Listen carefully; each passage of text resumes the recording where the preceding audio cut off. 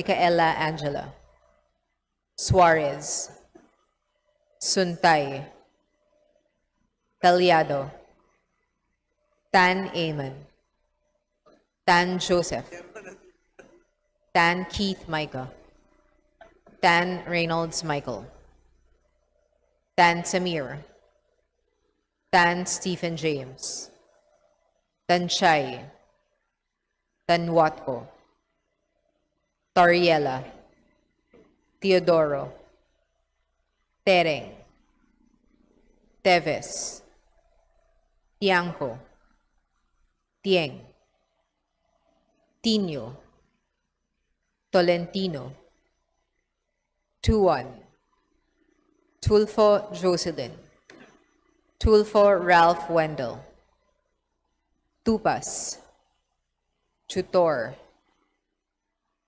T, Umali, Ungab, Uy De Carlo, Uy Roberto, Valeriano,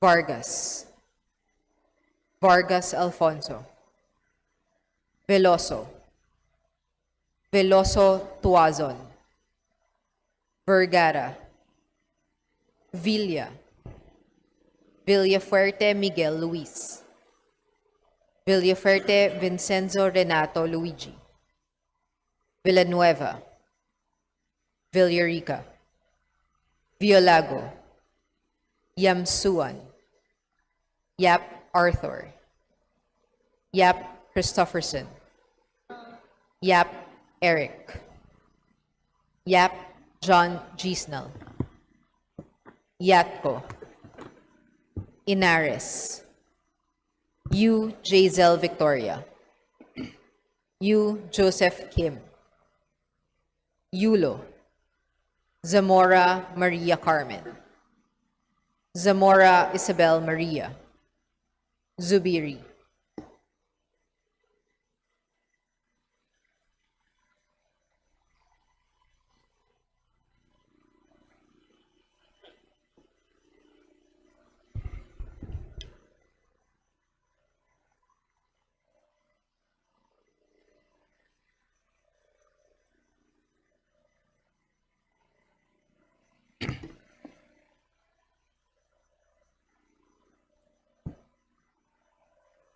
Mr. Speaker, the roll call shows that 223 members responded to the call.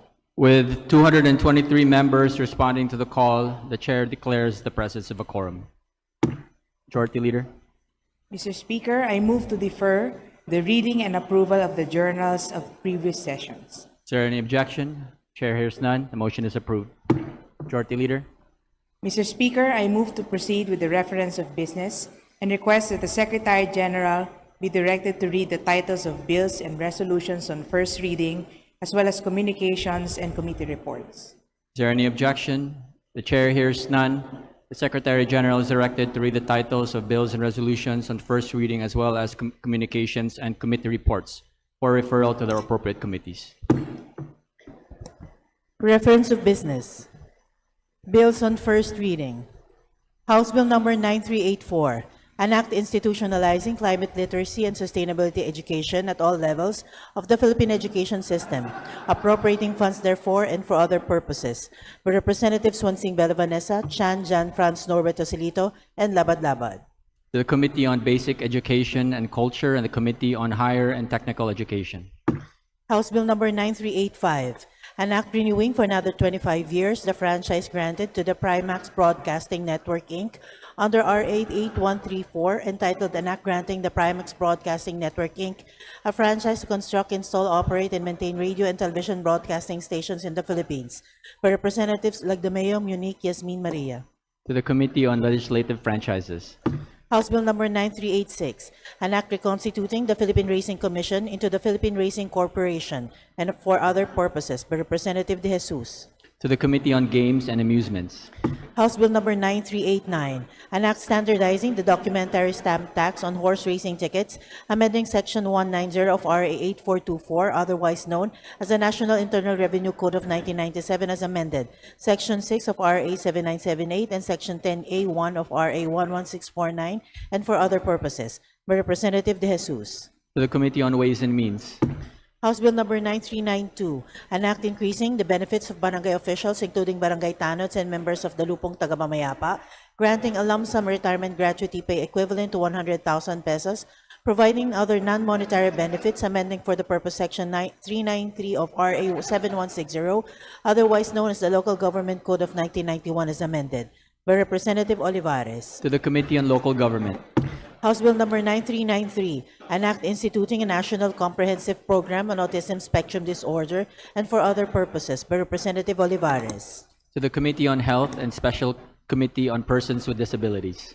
House Bill number 9394, an act promoting the inclusive development and well-being of children with special needs, providing for comprehensive support systems and for other purposes, by Representative Olivares. To the Committee on Welfare of Children. House Bill number 9395, an act strengthening transparency, accountability, and digital literacy to combat disinformation, misinformation, malinformation, and coordinated inauthentic behavior online, recognizing an independent multi-sectoral ethical body without infringing on freedom of speech and the press and for other purposes, by Representative Olivares. To the Committee on Public Information and the Committee on Information and Communications Technology.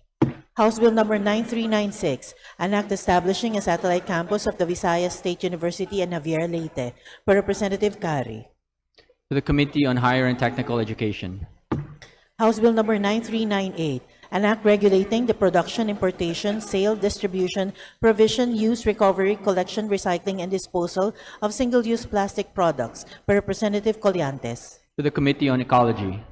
House Bill number 9399, an act revising the charter of the Philippine Normal University, declaring it as the National University for Teacher Education and for other purposes, by Representatives Romualdez Ferdinand Martin, Romualdez Yademarie, and Isidre. To the Committee on Higher and Technical Education. House Bill number 9400, an act providing priority employment opportunities for barangay officials who have completed their terms of office in LGUs and national government agencies, subject to civil service eligibility and for other purposes, by Representative Plato. To the Committee on Civil Service and Professional Regulation. House Bill number 9401, an act providing comprehensive government support and benefits for children with critical illnesses and for other purposes, by Representative Plato. To the Committee on Health. House Bill number 9402, an act declaring May 20 of every year special non-working holiday in the municipality of Tudela, province of Cebu, in commemoration of its founding anniversary, by Representative Frasco. To the Committee on Local Government. House Bill number 9403, an act revising the charter of the Philippine Normal University, declaring it as the National University for Teacher Education and for other purposes, by Representatives Sendanya, Diokno, Ismula, and Bagao. To the Committee on Higher and Technical Education. House Bill number 9404, an act providing for the employment of nurses, assigning at least one registered nurse for every unserved or underserved barangay in the Philippines, and for other purposes, by Representative Zamora Isabel Maria. To the Committee on Local Government. House Bill number 9405, an act amending RA 8178 as amended to restore the regulatory and stabilization functions of the National Food Authority, strengthen direct farmer subsidies, ensure the active participation of civil society and people's organizations, and for other purposes, by Representatives Ismula, Diokno, Sendanya, and Bagao. To the Committee on Agriculture and Food. House Bill number 9406, an act imposing windfall profits tax on petroleum companies and aggregate retailers during national energy emergency and for other purposes, by Representative Suwan. To the Committee on Ways and Means. House Bill number 9407, an act granting civil service eligibility to long-term casual employees in government, creating special permanent positions, providing for appropriations and for other purposes, by Representatives Chan, John, Franz Norbert Osilito, and Garbin. To the Committee on Civil Service and Professional Regulation. House Bill 9408, an act strengthening flexibility in beneficiary designation and expanding retirement benefit options under the SSS, amending for the purpose RA 11199, otherwise known as the Social Security Act of 2018, by Representatives Chan, Dan, Franz, Norbert Osilito, and Garbin. To the Committee on Government Enterprises and Privatization. House Bill number 9409, an act institutionalizing a national coaches and trainers registry and certification program under the Philippine Sports Commission and the TESDA, providing standards for basic safety and sports competency certifications and for other purposes, by Representative Singson Mihan. To the Committee on Youth and Sports Development.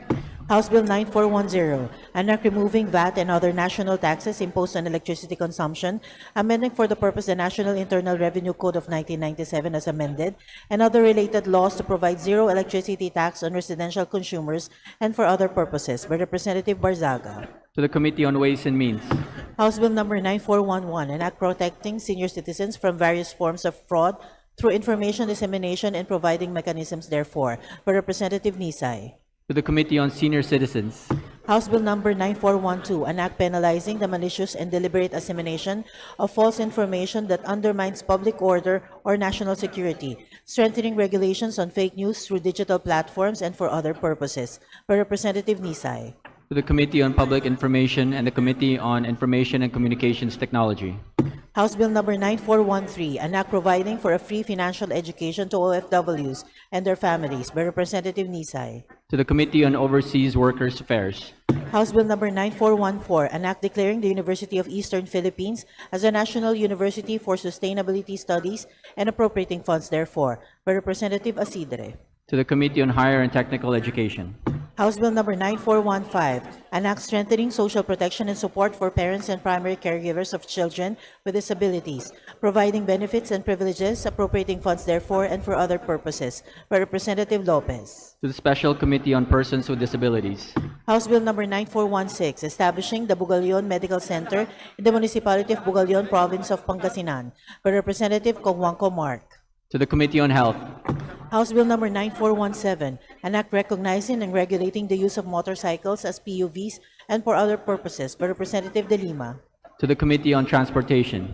House Bill number 9418, an act strengthening the disability and survivorship benefits of the Philippine National Police, amending for the purpose RA 6975, otherwise known as the Department of the Interior and Local Government Act of 1990, as amended by Republic Act number 8551, by Representative Yap Eric. To the Committee on Public Order and Safety.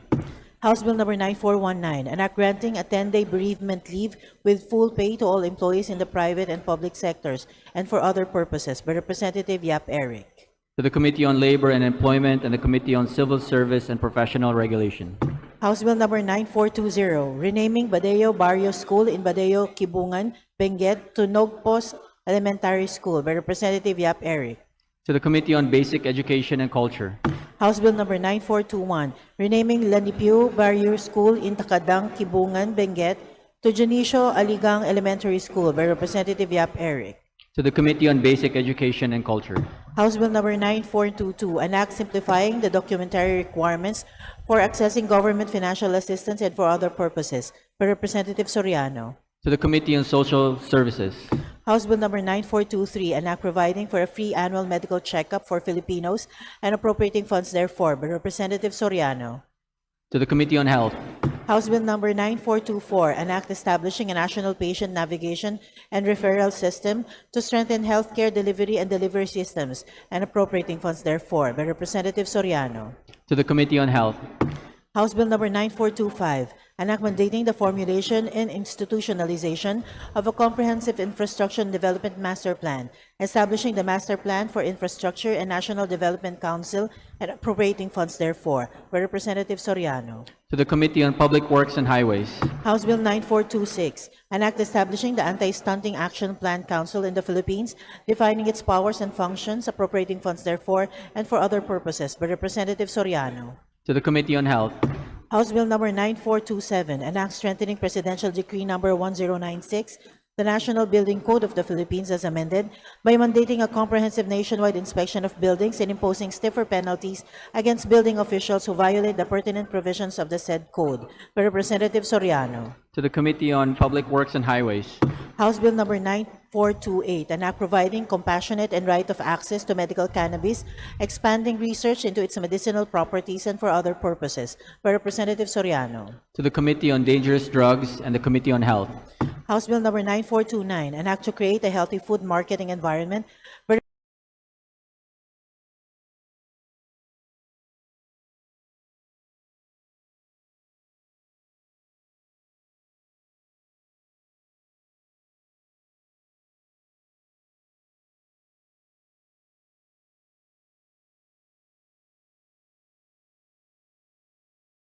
House Bill number 9430, an act providing for a mandatory immunization program, repealing for the purpose RA 10152, otherwise known as the Mandatory Infants and Children Health Immunization Act of 2011, by Representative Ako.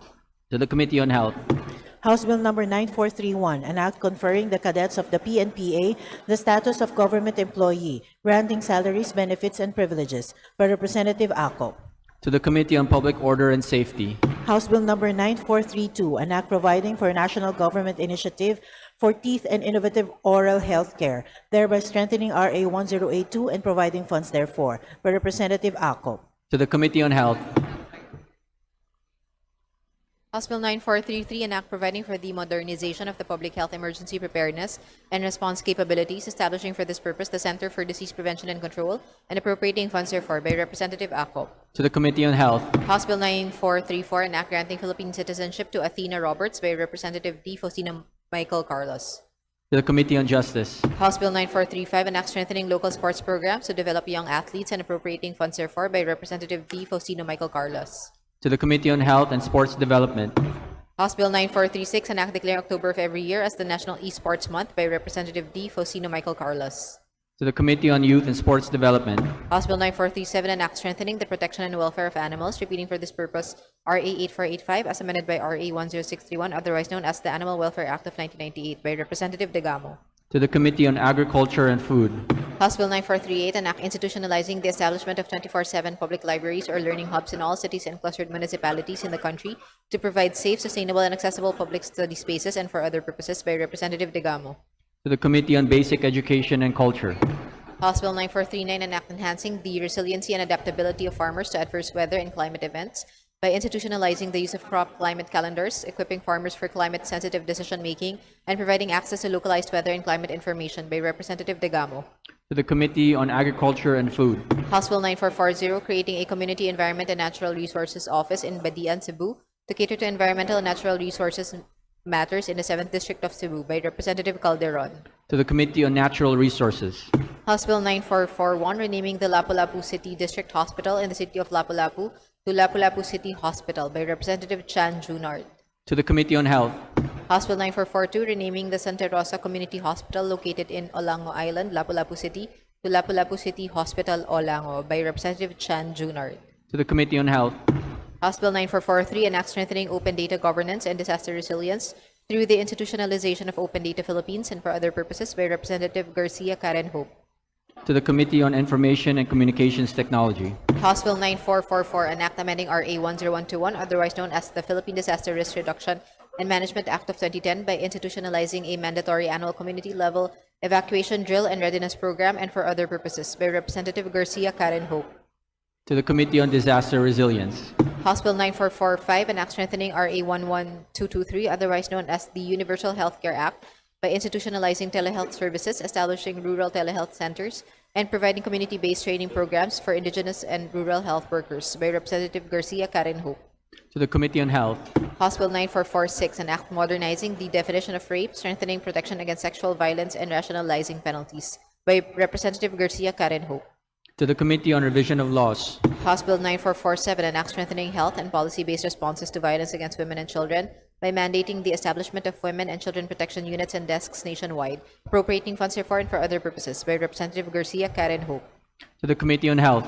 House Bill 9448, an act strengthening the protection of children's personal data in digital and online environments, amending for the purpose RA 10173, otherwise known as the Data Privacy Act of 2012, by Representative Garcia Karen Hope. To the Committee on Welfare of Children. House Bill 9449, an act regulating the malicious use of synthetic media and deepfakes, providing civil remedies and criminal penalties therefor, establishing content-neutral platform obligations, and for other purposes, by Representative Garcia Karen Hope. To the Committee on Information and Communications Technology. House Bill 9450, an act expanding the use of the Legal Assistance Fund and the Agarang Kalinga at Saklolo para sa mga OFWs na nangangailangan fund, establishing a global network of retained legal counsels and a 24/7 legal crisis hotline, amending for the purpose Section 26 of RA 8042, otherwise known as the Migrant Workers and Overseas Filipinos Act of 1995 as amended, and Section 14 of RA 11641, otherwise known as the Department of Migrant Workers Act, by Representative Garcia Karen Hope. To the Committee on Overseas Workers Affairs. House Bill 9451, an act institutionalizing an emergency medical services system, creating for the purpose the National EMSS Council and appropriating funds therefore, by Representative Nisay. To the Committee on Health. House Bill 9454, an act institutionalizing the establishment of local housing boards in all LGUs, providing for its powers and functions, amending for the purpose RA 7160, otherwise known as the Local Government Code of 1991 as amended, by Representative Rama. To the Committee on Local Government. House Bill 9455, an act abolishing the Optical Media Board created under RA 9239, transferring its powers and functions to the Intellectual Property Office of the Philippines, and for other purposes, by Representative Rama. To the Committee on Public Information and the Committee on Government Reorganization. House Bill 9456, an act institutionalizing and expanding the coverage of the Sustainable Livelihood Program of the DSWD, strengthening its institutional arrangements and field implementation capacity, appropriating funds therefore and for other purposes, by Representative Cayton.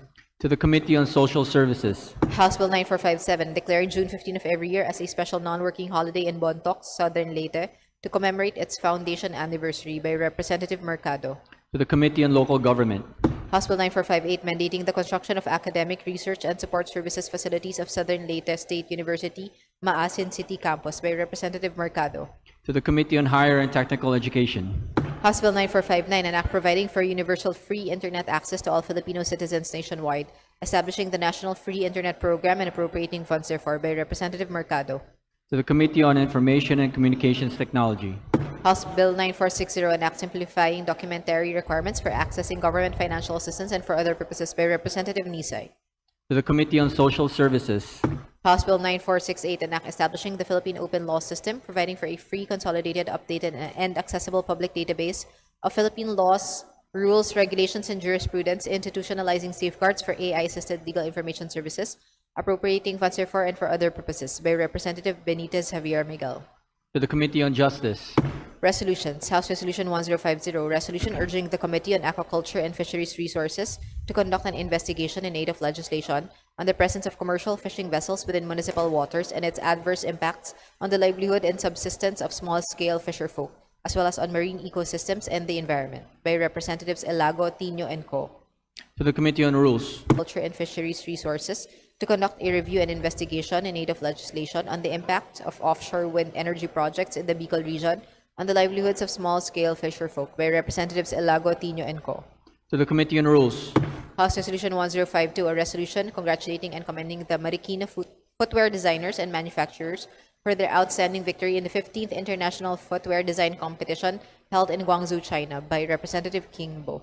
To the Special Committee on Creative Industries. House Resolution 1053, resolution urging the DOH to operationalize RA 11959, otherwise known as the Regional Specialty Centers Act, through the establishment of a brain and spine specialty center in the province of Capiz and to include the necessary funding therefore in the General Appropriations Act, by Representative Gintu.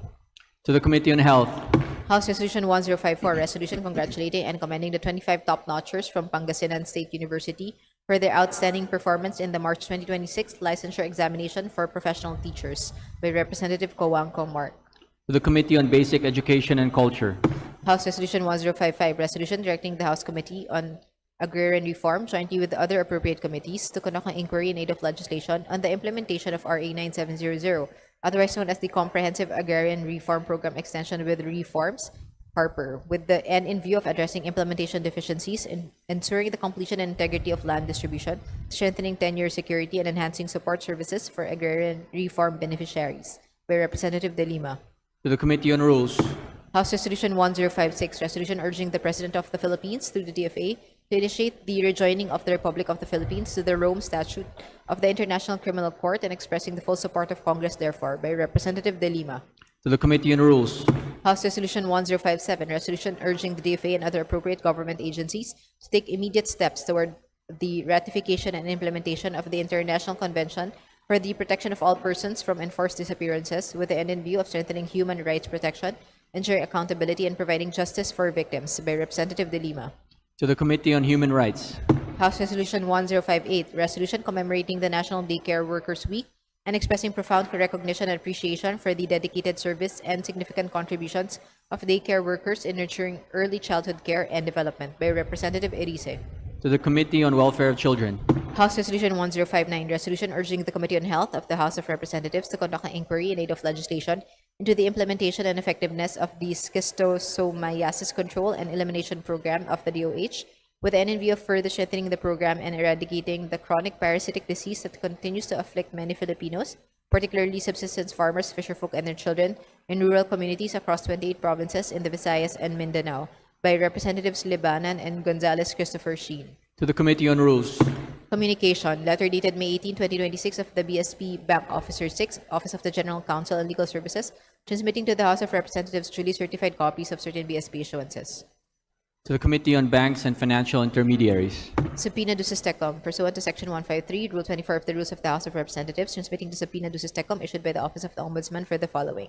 FF-C-APR-26-0277 dated April 17, 2026, FF-C-JAN-26-0029, and FF-C-JAN-26-0067 dated April 27, 2026, and FF-C-DC-25-0333 and FF-L-JAN-26-0002 dated April 28, 2026. Pursuant to Sections 155 and 156, Rule 24 of the Rules of the House, transmitting the subpoena to Tecum dated April 16, 2026, issued by the Office of the Ombudsman, Re FF-C-JAN-26-0076. Committee reports. Committee Report 354, submitted by the Committees on Higher and Technical Education and Appropriations on House Bill 9467. Committee Report numbers 355 and 356, submitted by the Committee on Youth and Sports Development and House Resolution numbers 1060 and 1061, respectively. Committee Report numbers 357, 358, 359, 360, 361, 362, 363, 364, 365, 366, 367, 368, 369, 370, 371, 372, 373, 374, 375, 376, 377, 378, 379, 380, 381, 382, 383, 384, 385, 386, 387, 388, 389, 391, 392, 393, 394, 395, 396, 397, 398, 399, 400, 401, 402, 403, 404, 405, 406, 407, 408, 409, 410, 411, 412, 415, 416, submitted by the Committees on Tourism and Appropriations on House Bill numbers 9479, 9480, 9481, 9482, 9483, 9484, 9485, 9486, 9487, 9508, 9509, 9510, 9511, 9512, 9514, 9515, 1670, 1671, 1673, 9516, 9517, 9518, 9519, 9520, 9523, 9524, 9525, 9526, 9527, 9528, 9529, 9530, 9531, 9533, 9534, 9535, 9536, 9537, 9538, 9539, 9540, 9541, 9542, 9543, 9544, 9545, 9546, 9547, 9548, 9549, 9550, 9551, 9552, 9553, and 9554, 9568, 9569, respectively. Committee Report 390, submitted by the Committee on Higher and Technical Education and House Bill 9532. Committee Report 413, submitted by the Committee on Natural Resources and House Bill 9562. Committee Report 414, submitted by the Committee on Basic Education and Culture and House Bill 9565. The aforementioned committee reports are all referred to the Committee on Rules. Majority Leader. Mr. Speaker, may we request to acknowledge the guest of Representative Shelo Criselagman. They are as follow. From the LG of Baguio City, Mayor Benjamin Magalong, Councilor and Advocacy Committee Chair of League of Councilors, Elmer Datuin, City Councilor Joel Alangsab. From the Smoke-Free Task Force of Baguio City, Celia Flor Brillantes, City Health Officer, Daryl Kim Longid, Public Order and Safety Division Chief, Rufino K. Madlon, Community Enforcement Coordinator, Donabel Panes, Tobacco Control Program Coordinator, Albert M. Payan, Engineer and Chief Environmental and Sanitation Division, Joshua Daniel Rivera, Communication Management Officer. From MMDA, Francisco B. Martinez, Director, Health, Public Safety and Environmental Protection Office, Jasmine Paraiso, Project Manager, HPSEPO, Maria Salome Zoleta, Chief Environmental Management Specialist. From Pasig City, Edwin Edgar Jose Magno, Tobacco Control Nurse Coordinator, Maria Tosca Camille Villegas, Assistant Nurse Coordinator. From Pateros, Chevely Reyes, Tobacco Control Coordinator. From Sorsogon, Mark Jason Hamisola, City Councilor. and organizations. They are as follow: Philippine Smoke-Free Movement, Philippine Legislators Committee on Population and Development, Child Rights Network, Social Watch Philippines, Campaign for Tobacco-Free Kids, Health Justice Philippines, Action for Economic Reforms, Action on Smoking and Health Philippines, Aktibong Kilusan tungo sa Iisang Bayan Philippines, Association of Pre-Law Students, UP Baguio, Asortej, Bukluran ng Progresibong Kabataan Kaligayahan, Duhat Youth, Explain Philippine Organization Incorporated, Junior Marketing Society, PUP Quezon City, Mandaluyong Ladies Bikers, Parents Against Vape, PETA Arts Zone, Quezon City District 2 PTA Federation, and Southeast Asia Tobacco Control Alliance. Mr. Speaker. To the guest of Representative Lagman, welcome to the House of Representatives. Let's give him a round of applause. Thank you for your visit. Majority Leader. Mr. Speaker, may we also recognize the guests of the Honorable Roy M. Gonzalez from the Lone District of Santa Rosa, Laguna. They are from various organizations, namely Kabataan ng Bagong Kongreso, Kilos Lagunense, Junior City Officials, Batch Echo, Libertas Debate Society, and the PUP Santa Rosa Student Council. They are James Ryan Alzona, Andre Josh Iglesia, Jean Rhea Magsayo, Kirsten Yume Sanchez, Maria Nicole Martinez, Sanchi Paulino, Precious Colin Ables, Gianna Christine Teo, Jose Gabriel Bantolo, Aisha Daphne Gamutan, Vincent Gabriel Dacera, Leo Albonita, Jamela Vien Valsorable, Rian Joyrel Lacerna, Rockford Arl de la Torre, Maria Cassandra Largo, Russell Shin Barinuevo, Abdiel Benedict Velasquez, Tristan J. Galapate, Marky Aliza Lopez, Mel Christopher Makilan, Shay J. Amore Benjamino, Thor Harold Florentino, Carlos Valenzuela, Joshua Tabafunda, and Raster John Tortoles. To the guests of Representative Gonzalez, welcome to the House of Representatives. Thank you for your visit. Majority Leader.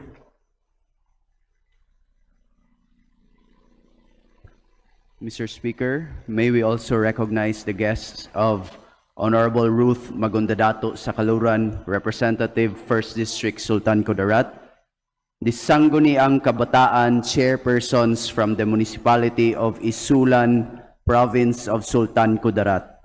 We have here our Sangguniang Kabataan Chairpersons, Nor Salik Abid Kalipa, Barangay Kalawag 2. Renalyn Sandigo Amigos, Barangay Lagandang, J.R. C. Poras, Barangay Lotilia, Jeboy Bulion Fuentespina, Barangay Tayugo, Shaima Silongan Sendad, Barangay Lagilayan, Apple May Legario Leguesen, Barangay Impao, Binbads Alamada Galmak, Barangay Bual. Mr. Speaker. To the guest of Honorable Ruth Mangudadatu Sakaluran, welcome to the House of Representatives.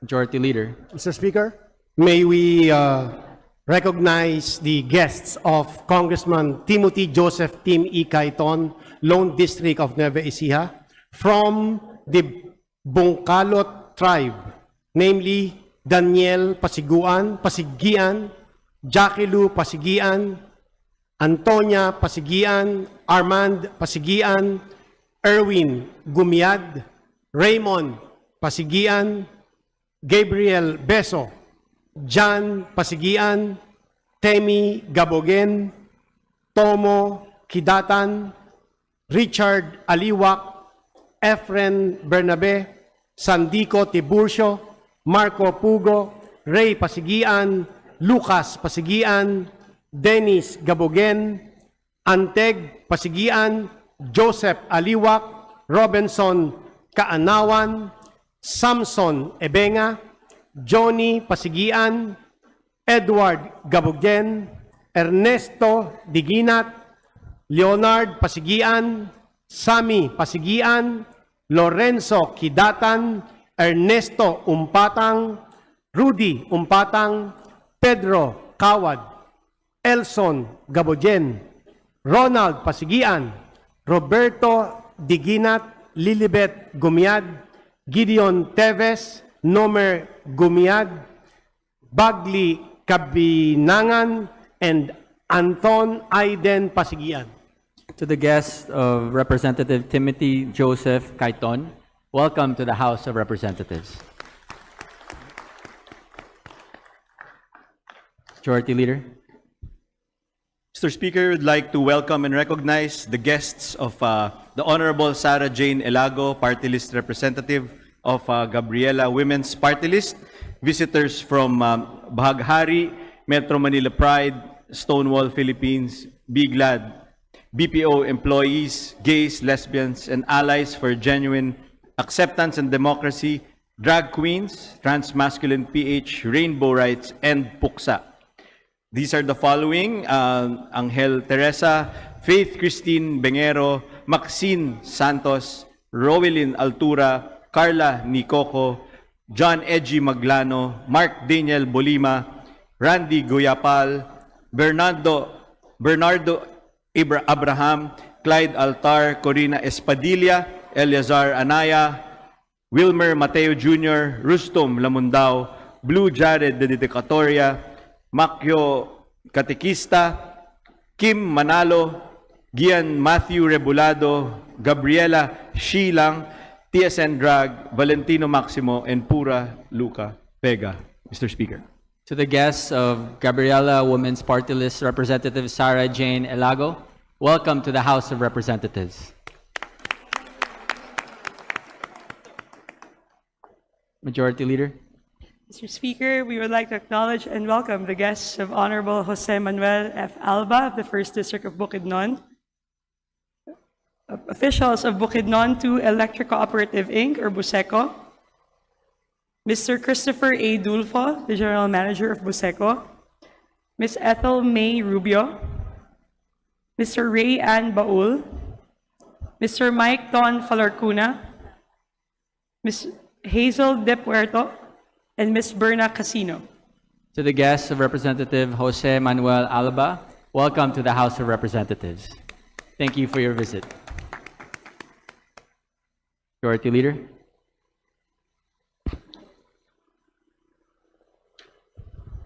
Mr. Speaker, pursuant to our rules, today being a Monday, I move to open the privilege hour. Is there any objection? The chair hears none. The chair declares a privilege hour. Majority Leader.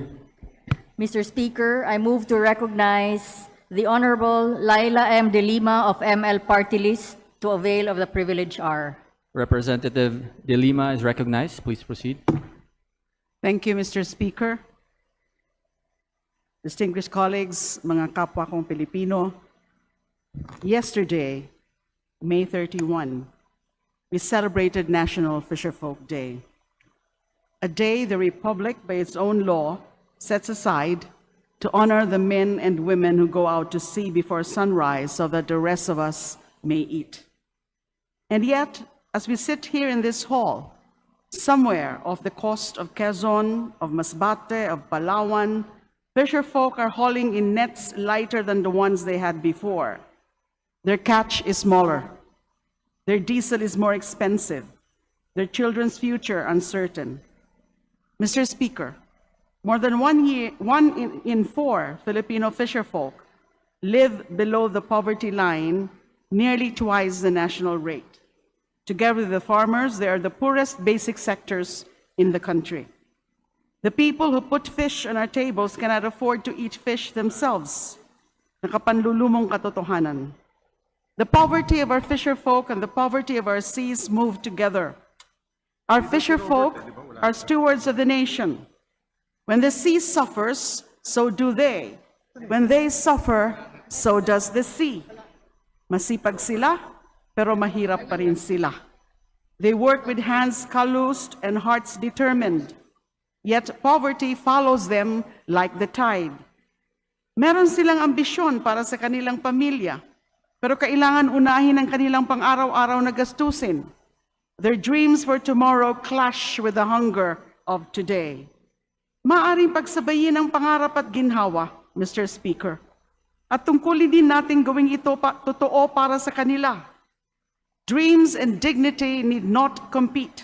The law must make this possible. Mahirap po sila dahil ang sistemang dapat sana'y pumoprotekta sa kanila ay umiiwas ng tingin. Institutions look away. Officials look away. The law itself is rendered powerless by the silence of those who soar to enforce it. Ang mga tao't institusyon may tungkuling ipagtanggol ang mga karapatan nila sa karagatan, sa trabaho at sa disenteng pamumuhay ay patuloy silang pinababayaang madala na lamang ng agos ng kahirapan at karahasan.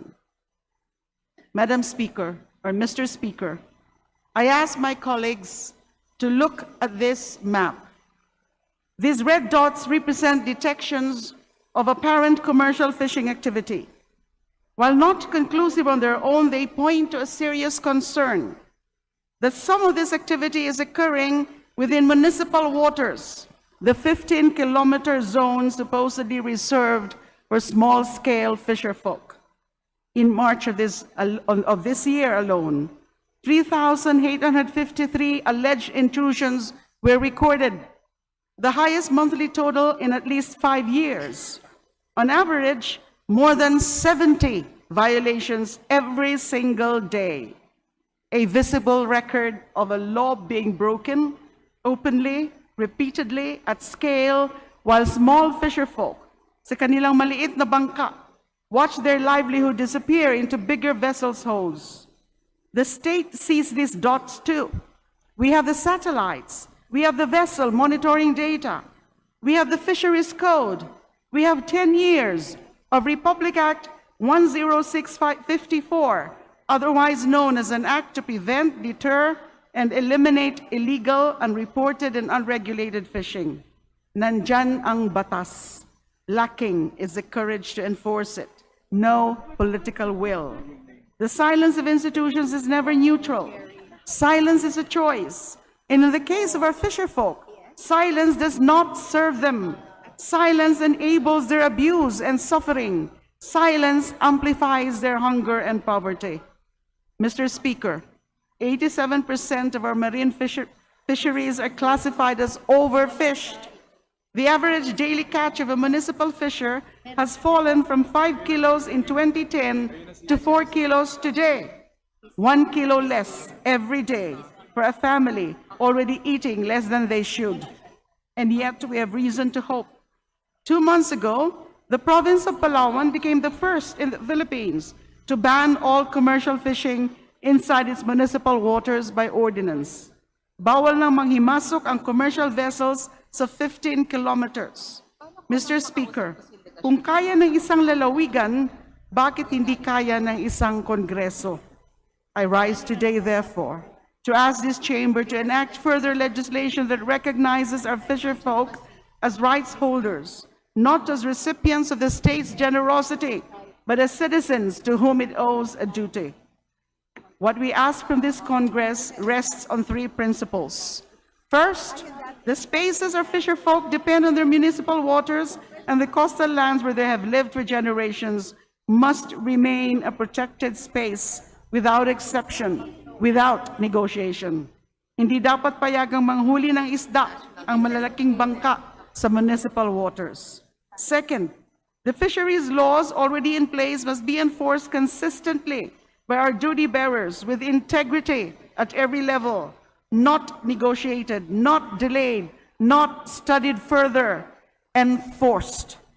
Third, our fisherfolk must be treated as partners in shaping government policy, not mere recipients of it. Buhay ng mga mangingisda natin ang nakasalalay dito. Nararapat na kinukonsulta sila sa mga polisiya at programang sila ang primaryong benepisyaryo o primaryong mag-aagrabyado. This is what the Constitution requires of it when it speaks of social justice. Ang batas ay hindi handog sa mangingisda sa kanilang araw. Ito po ay utang ng Republika na matagal nang dapat bayaran.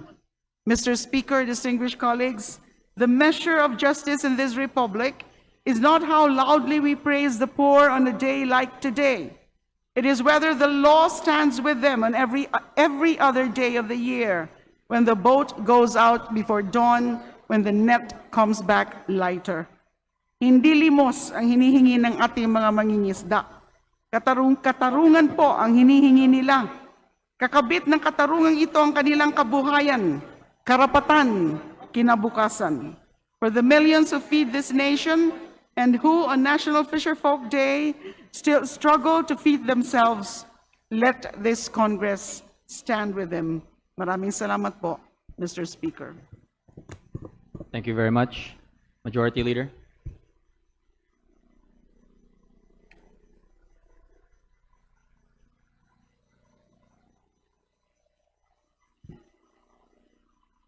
Mr. Speaker, I move to refer the speech of the Honorable Laila De Lima to the Committee on Rules for its appropriate action. Is there any objection? Chair hears none. The privileged speech of Honorable De Lima is referred to the Committee on Rules. Majority Leader. Mr. Speaker, I move to recognize Representative Nelson Legacion from the 3rd District of Camarines Sur for his privileged speech. Representative Nelson Legacion is recognized. Please proceed. Mr. Speaker, my dear colleagues, good afternoon. I rise today on a matter of personal and professional privilege. I rise to speak about a personal commitment to ensure that the lessons I learned while wading through the flooded streets of Naga are translated into meaningful legislative action, not only for the 3rd District and the entire province of Camarines Sur, but also for the entire country. Before serving as the representative of the 3rd District of Camarines Sur, I served as the City Mayor of Naga for 2 terms, from 2019 to 2025.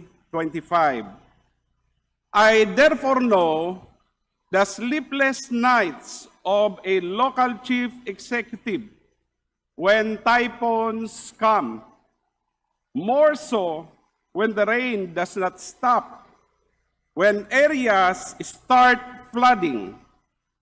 Alam naman nating lahat na parte ng klima sa Pilipinas ang tag-ulan mula Hunyo hanggang Hulyo at minsan nga ay umaabot pa hanggang Setyembre o Oktubre. Tuwing papasok ang mga buwang ito, parati tayong naka-alerto.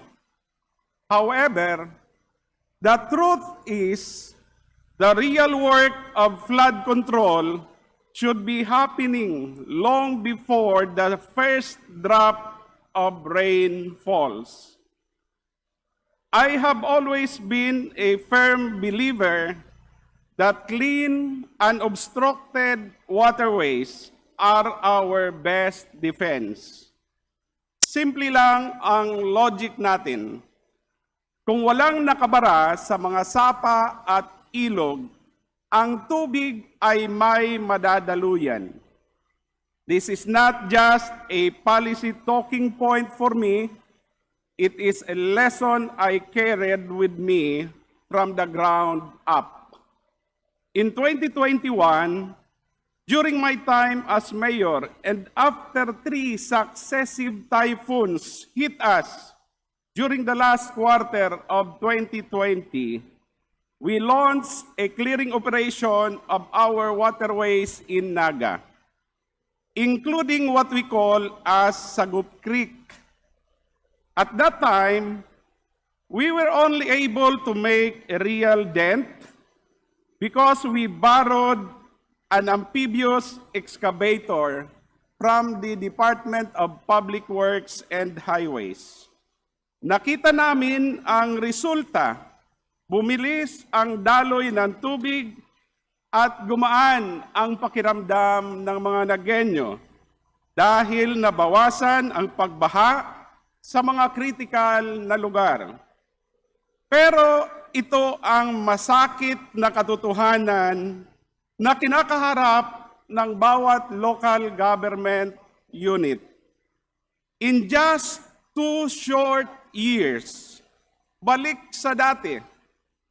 Bumalik ang water lilies, tumubo ulit ang mga ligaw na damo, at ang creek na pinaghirapan nating linisin ay barado na naman. It taught me that flood mitigation is not a one-time, big-time project. It requires periodic, consistent maintenance. Let me repeat that for emphasis. Flood mitigation is not a one-time, big-time project. It requires periodic, consistent maintenance. This concern is more relevant now than ever. We have seen significant momentum recently, particularly with the high-level inspection conducted last February by President Ferdinand Bongbong Marcos Jr. and DPWH Secretary Vince Dizon, alongside Naga City Mayor Lenny Robredo. This collaborative effort underscored the urgency of Uplan Kontra Baha, a multi-agency initiative focused on desilting and drainage rehabilitation to fortify our communities against future calamities. At present, the OKB operations are in full swing across Naga, targeting a number of critical waterways and drainage systems to ensure they are clear before the peak of the typhoon season. This comprehensive desilting effort is a massive undertaking, covering the very veins of our city's water management system. I understand that there are other areas in the country, such as Metro Manila, Bacolod City, Metro Cebu, Iligan City, to name a few, where Uplan Kontra Baha, upon the instruction of President Bongbong Marcos Jr., is being implemented by DPWH Secretary Vince Dizon and USEC Charles Kalima Jr. as Task Force Commander. While these national-level projects and high-level interventions provide the macro solutions we need, the success of these initiatives still relies heavily on the daily maintenance of our local arteries. Let us be clear. This is not just about property damage or stalled traffic. Clogged waterways are a public health ticking time bomb. Kapag ang tubig ay hindi na umaagos, nagiging stagnant ito, ang perfect breeding ground para sa mga lamok na may dalang sakit tulad ng dengue at Zika. Diyan din nagmumula ang masangsang na amoy at mga sakit sa balat na dumadapo sa ating mga kababayan, lalo na sa mga bata.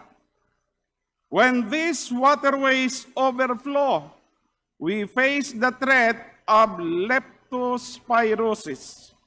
Hindi lang po baha ang kalaban natin dito, kalusugan at buhay din ng ating pamilya at mga mamamayan ang nakataya.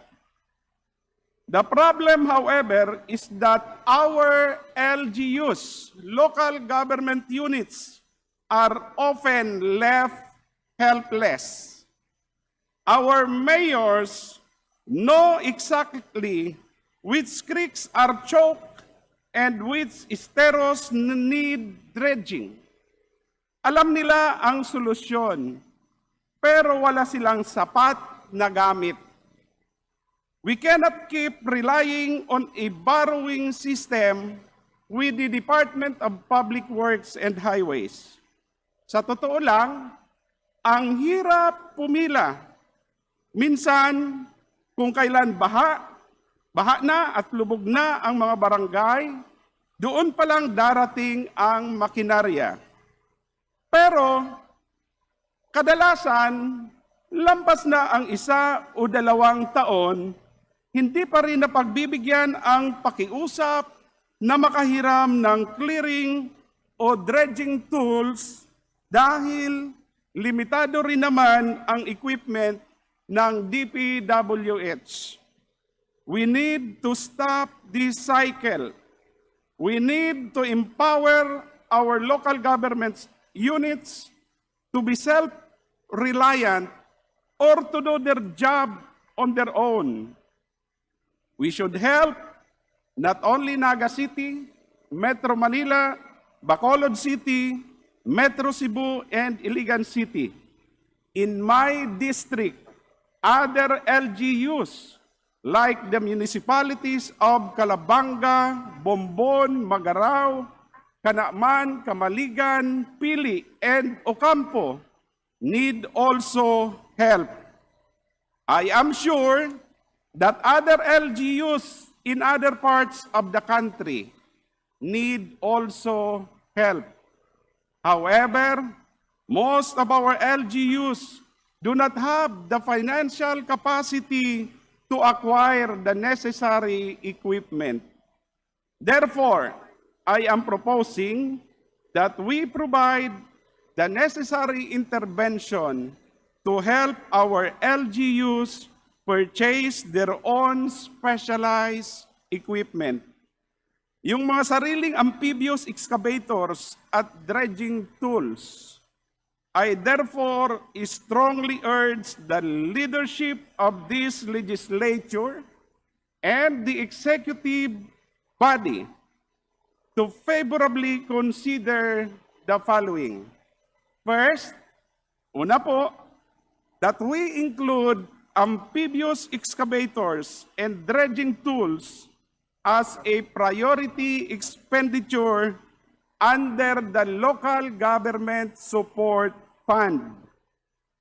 Or, second, which I prefer, that we provide a separate funding for this purpose, if not immediately, for the next and succeeding budget cycles.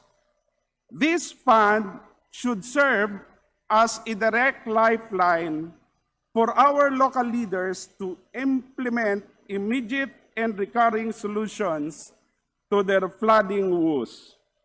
Through this, we are not just giving our LGU officials machines, we are arming them and we are giving them the capacity to protect their own respective communities on their own time. Huwag na nating hintayin na muling lumubog ang ating mga komunidad o magkaroon ng outbreak ng sakit bago po tayo kumilos. Maraming salamat, Mr. Speaker. Diyos mabalos. Thank you very much. Majority Leader.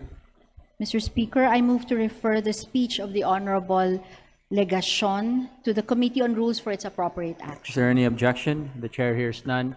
The privileged speech of Honorable Legacion is hereby referred to the Committee on Rules. Majority Leader. Mr. Speaker, may we welcome and recognize the guests of Representative Filimon Espares of Co-op Natco Party List and Representative Antonio Legarda of the Lone District of Antique. They are Brittany Angel Rubino, Binibining Pilipinas, Province of Antique, and Mr. Flord Calawag. To the guests of Honorable Filimon Espares and Honorable Antonio Legarda, welcome to the House of Representatives. Thank you for your visit. Majority Leader. Mr. Speaker, I move to recognize the Honorable Shelo Crisel Lagman of the 1st District of Albay to avail of the privilege hour. Honorable Chelo Crisel Lagman is recognized. Thank you, Mr. Speaker. Honorable Speaker, distinguished colleagues, I rise today not only as a legislator, but also as a former practicing health professional, and as someone who has seen firsthand how preventable diseases continue to take root and proliferate in our communities. Today, June 1, we celebrate the beginning of the national observance of No Smoking Month. And so I think this is the best time to remind all of us about the ill effects of smoking. We are facing today a worsening public health crisis assaulting our homes, our schools, our communities, and unconscionably cutting short the lives of our young people.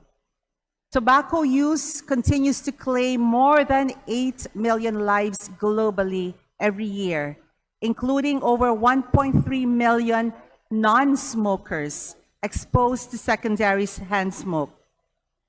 In the Philippines, the top 5 causes of death: ischemic heart diseases, neoplasms, cancer is a neoplasm, cerebrovascular diseases, including strokes and aneurysms, pneumonia, and diabetes mellitus are also among the top 10 tobacco-related diseases.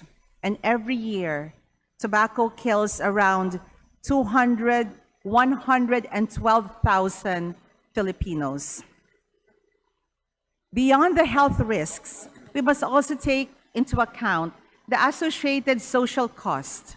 Tobacco-related diseases do not only take lives, they disrupt families.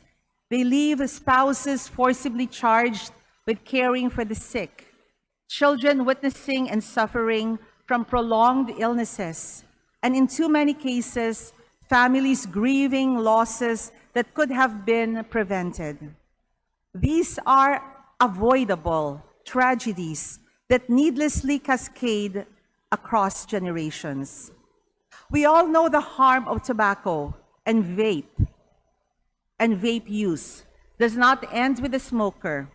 This is reflected in the latest data from the Global Adult Tobacco Survey 2021 and the Global Youth Tobacco Survey 2019. Among adults, around 2.5 million Filipinos are exposed to tobacco smoke in enclosed workplaces, while 4.2 million adults reported exposure in public transportation.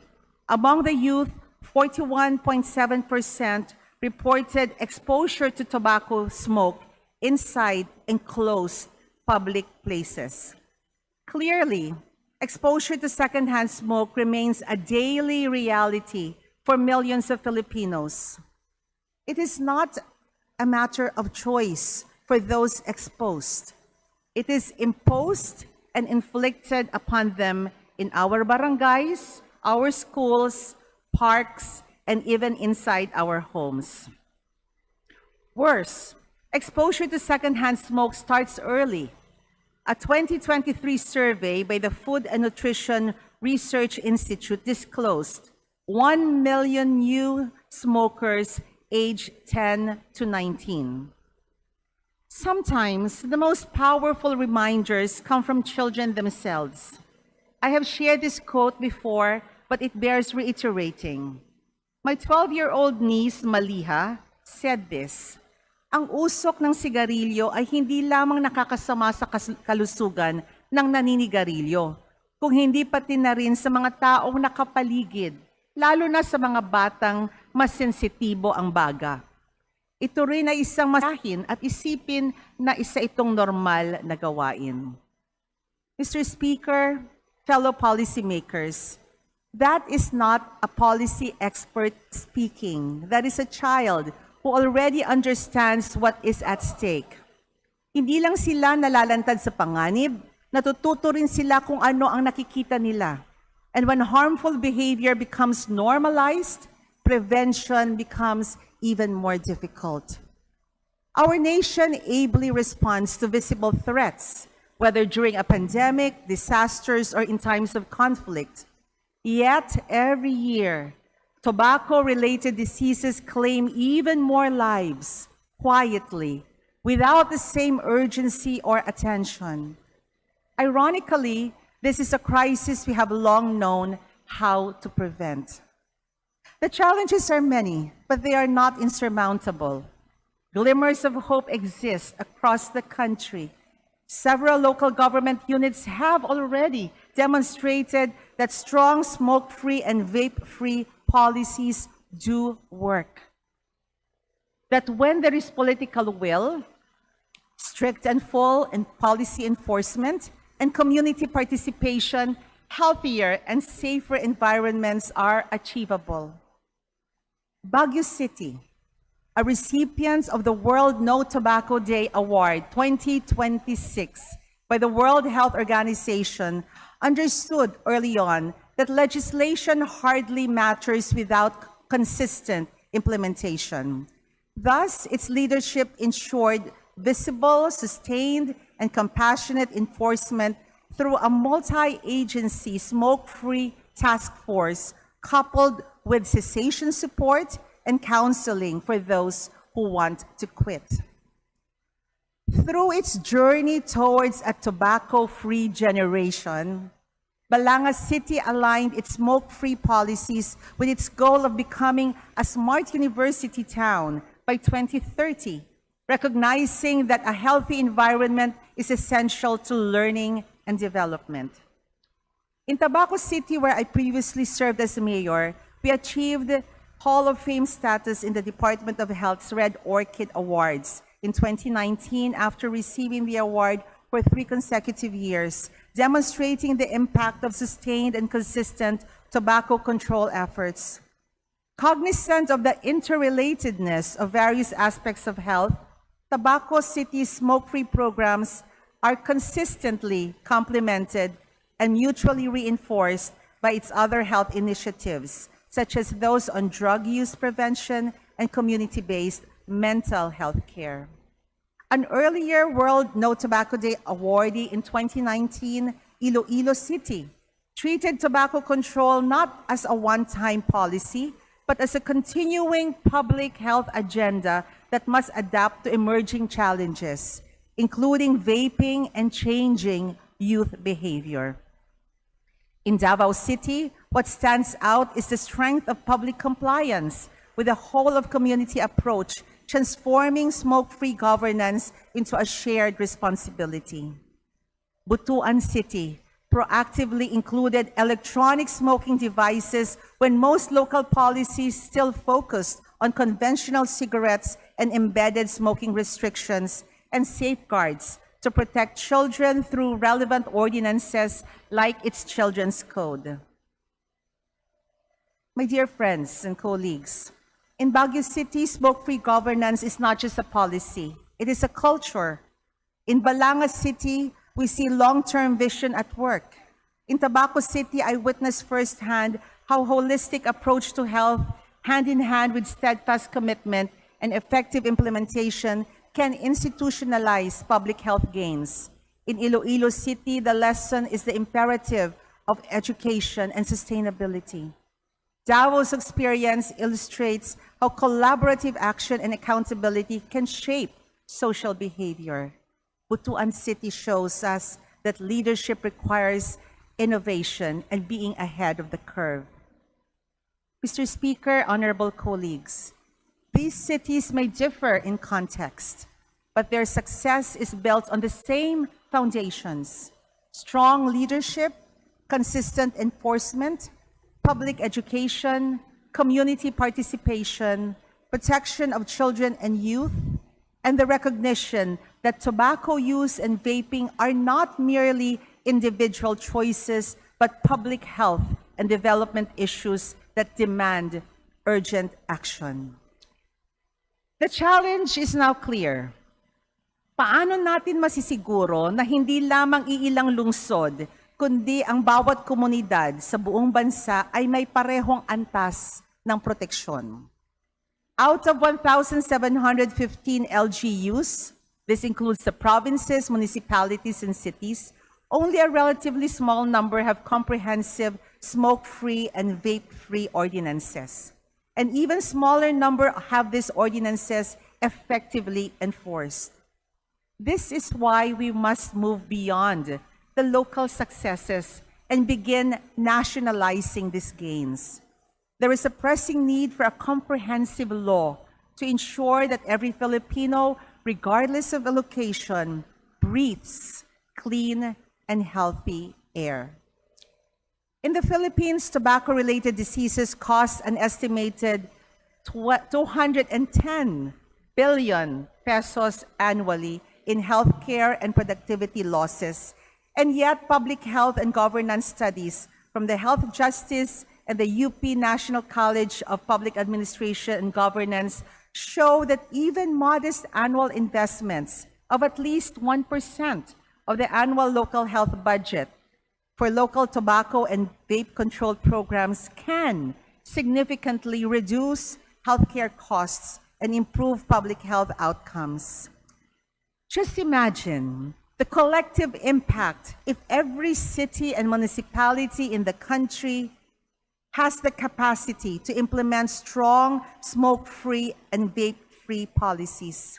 Imagine communities where children grow up without constant exposure to tobacco and vape use, where public spaces are genuinely smoke-free and vape-free, where workers are healthier and more productive, and where families are spared from preventable illnesses, catastrophic healthcare expenses, and unnecessary and preventable deaths. Mr. Speaker, distinguished colleagues, we are here not only as lawmakers, but as stewards of the future. The question before us is both simple and profound. Ano ang kinabukasan na nais natin para sa ating mga anak at sa susunod na salinlahi? Let us choose prevention over regret. Let us work together to ensure a smoke-free and vape-free environment where the next generations breathe clean air, live healthier lives, and fulfill hopes, achieve dreams, and reach their fullest potentials. And I challenge the House of Representatives to start this action. Diyos maabalos, maray na hapon po sa Gabos. Thank you very much. Majority Leader. Mr. Speaker, I move to refer the speech of the Honorable Shelo Crisel Lagman to the Committee on Rules for its appropriate action. Is there any objection? Chair hears none. The privileged speech of Honorable Lagman is hereby referred to the Committee on Rules. Majority Leader. Mr. Speaker, I move to recognize Honorable Romeo S. Momo of the 1st District of Surigao del Sur to avail of the privilege hour. Representative Romeo Momo is recognized. Thank you, Mr. Speaker.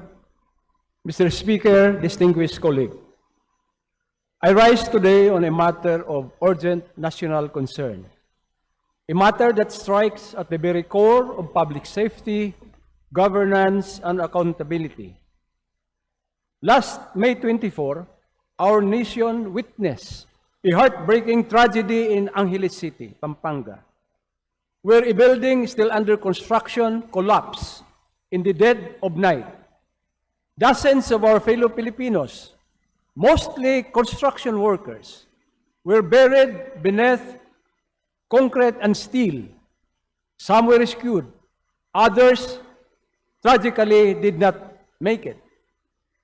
12 to be specific, and 8 individuals still missing. Also, a Malaysian citizen who was in the adjacent building perished. Mr. Speaker, this is not merely an accident. This is a symptom of a deeper systemic failure. Initial report reveals disturbing details. The building was approved for 9 floors, yet a 10th floor with a swimming pool was reportedly being constructed. Workers were sleeping inside the structures. raising question about safety compliance. The collapse occurred without a major earthquake, suggesting possible structural or regulatory lapses. This tragedy exposes a painful truth that our current building regulatory framework is outdated, fragmented, and weakly enforced. Mr. Speaker, this is precisely why House Bill number 6615, or the proposed new Philippine Building Act, is not just timely, it is necessary. We passed this measure last December 16, 2025, and received by the Senate on the following day. This measure modernizes our outdated building laws and introduces a comprehensive regulatory framework, stronger engineering and safety standards, and a whole-of-government approach to disaster resilience. But more importantly, Mr. Speaker, it introduces accountability. Allow me to highlight Section 62 of House Bill number 6615. This provision is crucial. Section 62 clearly defines prohibited acts, including unauthorized deviations from approved plans, construction beyond permitted specifications, non-compliance with the structural and safety standards, and the violations of permits and regulatory requirements. Mr. Speaker, had this provision been fully enforced, would this tragedy have happened?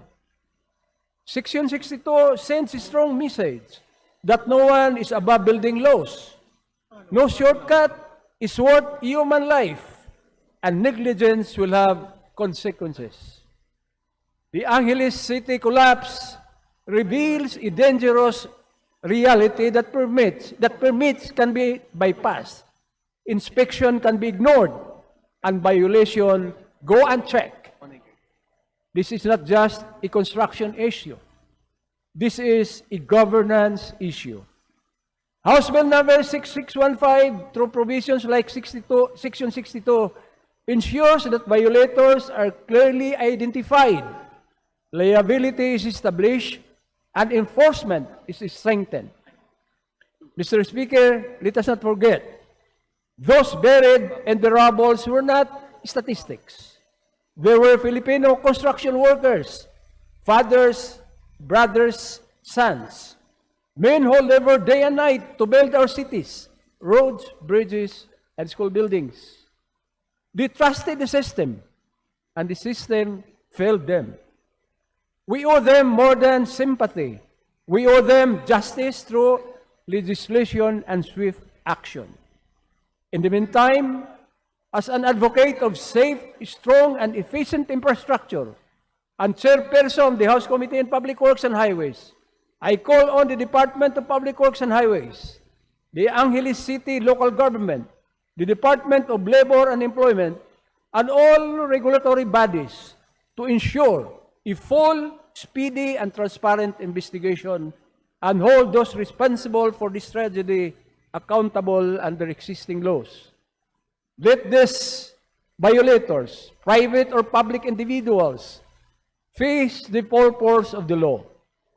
This, Mr. Speaker, is without prejudice to any investigation in aid of legislation that would possibly be conducted by this House of the People. The Angeles City tragedy is not an isolated case.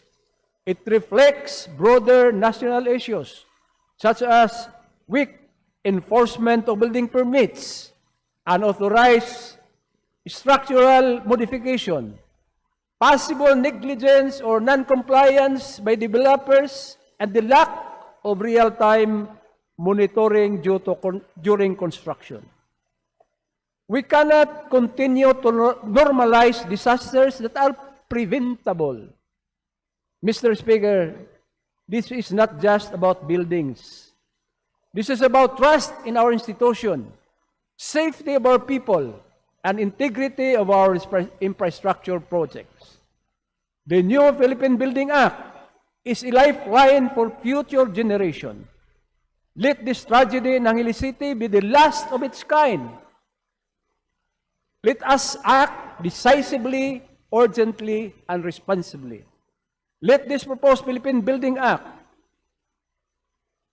be a law so that never again will Filipinos have to dig through the rubble and to find the cause of our inaction.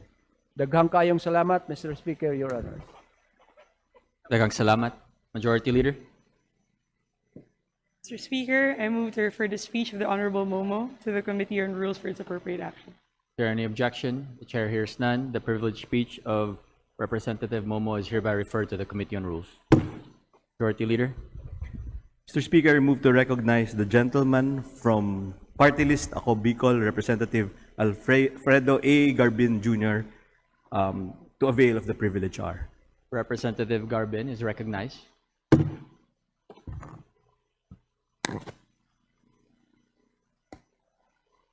Thank you.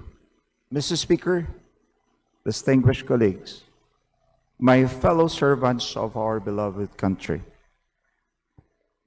there comes a moment in the life of every public servant when silence becomes complicity and when speaking out becomes an act of duty rather than ambition.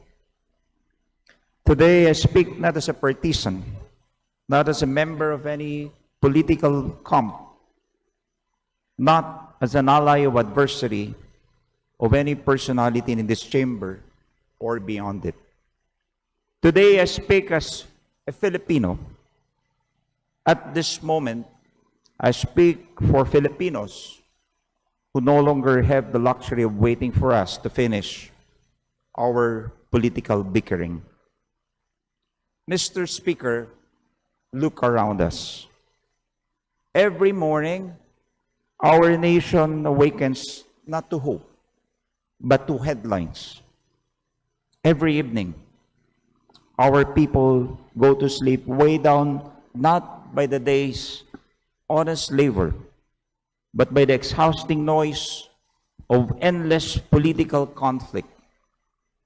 Investigations stack upon investigations, impeachment complaints chasing impeachment complaints, accusations volleyed across institutions, realignments, betrayals, alliances formed at dawn and broken by dusk. Gunfire inside the very halls meant to embody our democracy. Our courts dragged into political theater. Our agencies weaponized. Our discourse poisoned. And while all of this consumes our airwaves, our headlines, and our attention somewhere in Metro Manila is a mother dividing 1 cup of rice among 4 children. Somewhere in Bicol, a farmer staring at his fields, wondering if the next typhoon will be finished, what inflation has already begun. Somewhere in Mindanao, a fisherman returns to shore with an empty net and a heavier heart. Somewhere in Visayas, a jeepney driver counts his coins and realizes he has earned less than the price of the fuel he burned. Somewhere in the country, a young graduate sends out 12 resumes and receives her 12 silence or rejection. This, Mr. Speaker, this is the Philippines that politics has forgotten. We have become a nation drunk on controversy and starving for competence. We have mastered the art of political warfare while losing the science of economic survival. We have perfected choreography of outrage while forgetting the discipline of governance. And the tragic irony is this: while we fight over power, the very people who give us that power are quietly losing the power to live with dignity. Mr. Speaker, the peso weakens, but our political egos grow stronger.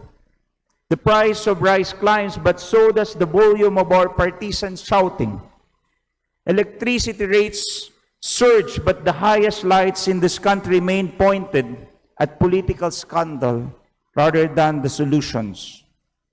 Our economy shows signs of stagflation, that dangerous illness where prices rise while growth stalls. And yet, the diagnosis of our leaders seem most concerned with who shall fall next, not how our people shall rise. I ask this august chamber, with all the respect and sincerity I can summon, when did we forget that hunger does not check party affiliation? When did we forget that unemployment does not ask whether you are administration or opposition? When did we forget that the mother boiling water with salt to quiet her children's hunger does not care with faction wins tomorrow's news cycle? She only cares whether tomorrow there will be food. Mr. Speaker, the Filipino is not asking us to agree on everything. The Filipino is simply asking us to agree on them. To agree that their suffering is real, to agree that their patience is not infinite, to agree that their dignity is not negotiable, to agree that beneath every political color we wear, there beats the same brown heart, under the same sun, same archipelago, bearing the same Filipino. And so today, I make an appeal not to a party, not to a bloc, not to a personality, but to every Filipino in this hall and beyond it. Let us put down our political weapons long enough to pick up our economic tools. Let us redirect this nation's enormous energy towards something that actually feeds a family, employs a worker, educates a child, and heals a sick mother. Let us focus, Mr. Speaker, on what matters. On agriculture, because no nation has ever risen in imported rice and borrowed dignity. We must rebuild our farms, modernize our irrigation, support our farmers and fisherfolk, and restore food security as a matter of national survival, not seasonal politics. On energy, because we cannot industrialize a country whose electricity is among the most expensive in Asia. Every kilowatt hour we fail to reform is a job we fail to create. On jobs, because dignity begins with employment. And a nation that cannot employ its own people will forever be a nation that exports its own children. On micro, small and medium enterprises, because the sari-sari store, the karinderya, the family-owned shop, the online seller, tricycle operator, these are not statistics.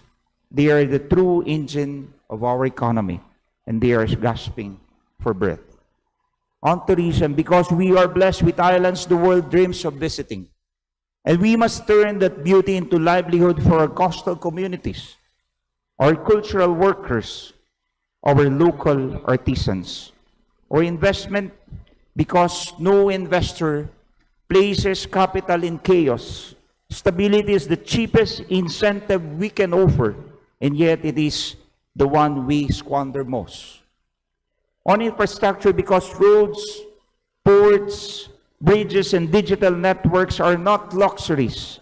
They are the arteries through which economic life must flow. On education and technology, because the Filipino of tomorrow will not compete with bolos and bollards, but with code, data, science, and skill. On healthcare, because a sick nation cannot work and a broken Filipino cannot build. On housing, transport, on water and social protection, on every quiet and glamorous frontier of governance that does not trend on social media, but actually changes lives. Mr. Speaker, I am not naive. I know politics will not disappear, and I know accountability must continue. I know corruption must be confronted wherever it hides. And I know that Congress has both the duty and the right to investigate, to legislate, and to check other branches of government. These functions are sacred, and I will defend them. But there is a difference between accountability and obsession. There's a difference between vigilance and vendetta. And there's a difference between cleansing a republic and consuming it. And right now, I fear we are crossing that line. Not because any one person willed it, but because all of us together, we have allowed the political to eclipse the practical. Let me be clear. When budgets are weaponized, communities lose services. When institutions are dragged into partisan crossfire, investor lose confidence. And when confidence is lost, Mr. Speaker, it is not the politician who suffers, but the porter in the pier, the sales lady in the mall, the call center agent on the graveyard ship, the OFW counting the years until she can come home. They are the ones who pay the bill for our political indulgences. And so I say, my colleagues, across every aisle, every party, every camp, in every loyalty, let history not remember this Congress as the one that perfected political combat while peso crumbled. Let it not be written that we were eloquent in attack and silent on the economy. Let it not be said that we mastered the microphone but forgot the marketplace. Let it be instead said that in a moment of national turbulence, Filipinos in this chamber remembered that they were Filipinos first. Because at the end of every term, the titles we hold today will return to the people who lent them to us. The seats we occupied will be inherited by others. These speeches we give will fade. The headlines will yellow. But what will remain, what truly remain, is whether the Filipino family lived better, ate better, worked better, and hoped better because we were here. Mr. Speaker, we are one people, one archipelago, one destiny. We have survived colonizers, dictators, calamities, pandemics, and crises that would have broken lesser nations. We will survive this too. But only if we remember that Filipino does not need us to fight for them in the arena of politics, nearly as much as they need us to fight for them in the arena of life. So let us rise not against each other, but alongside each other. Let us debate, but let us also deliver. Let us disagree, but let us never forget who we serve. Let us go home tonight not asking who won today's political round, but asking instead, what did I do that will reach the kitchen of a Filipino family tomorrow? That, Mr. Speaker, is the only scoreboard that matters. May God bless the Filipino worker, the Filipino farmer, the Filipino mother, the Filipino child, the Filipino dreamer, and through them, may God bless the Republic of the Philippines. Thank you, Mr. Speaker. Jos Mabalos. Thank you very much. Majority Leader. Mr. Speaker, I move to refer the speech of the Honorable Garbin to the Committee on Rules for its appropriate action. Is there any objection? The chair hears none. The privileged speech of Honorable Garbin is hereby referred to the Committee on Rules. Majority Leader.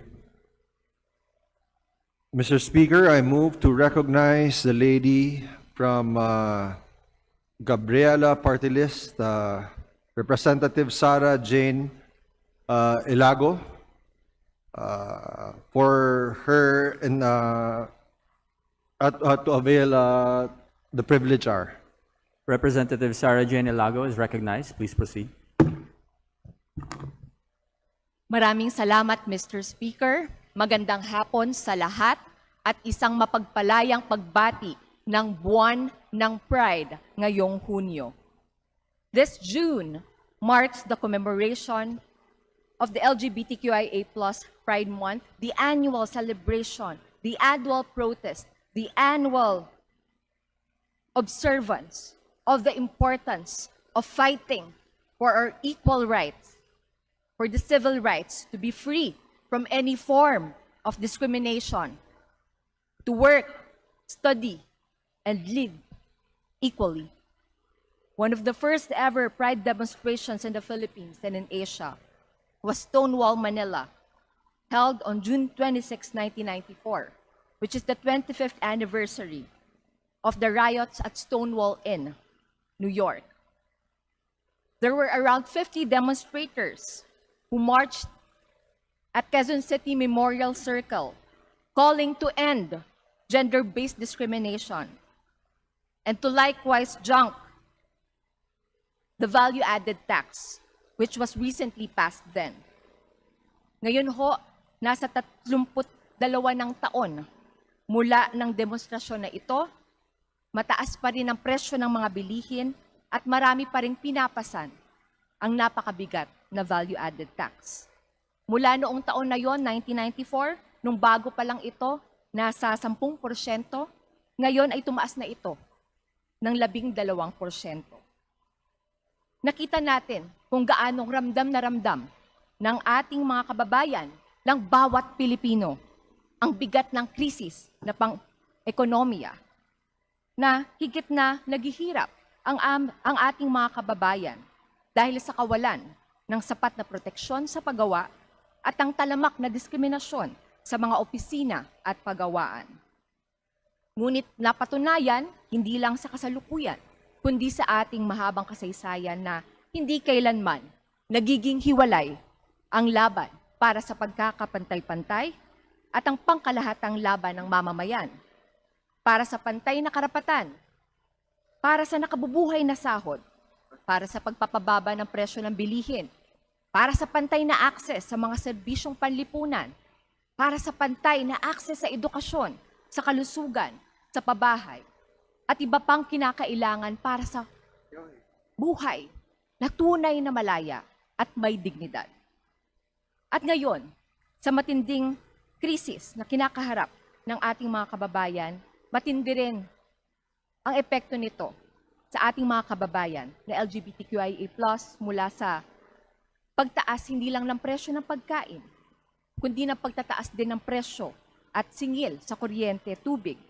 Lahat ito ay dahil sa grabing pagtaas ng presyo ng langis sa huling mga buwan at ang nabanggit natin na dambuhala na 12% value-added tax na patuloy na pinapasan at ang mga panukalang batas dito mismo sa House of Representatives ay hindi pa rin natin kabuang natatalakay.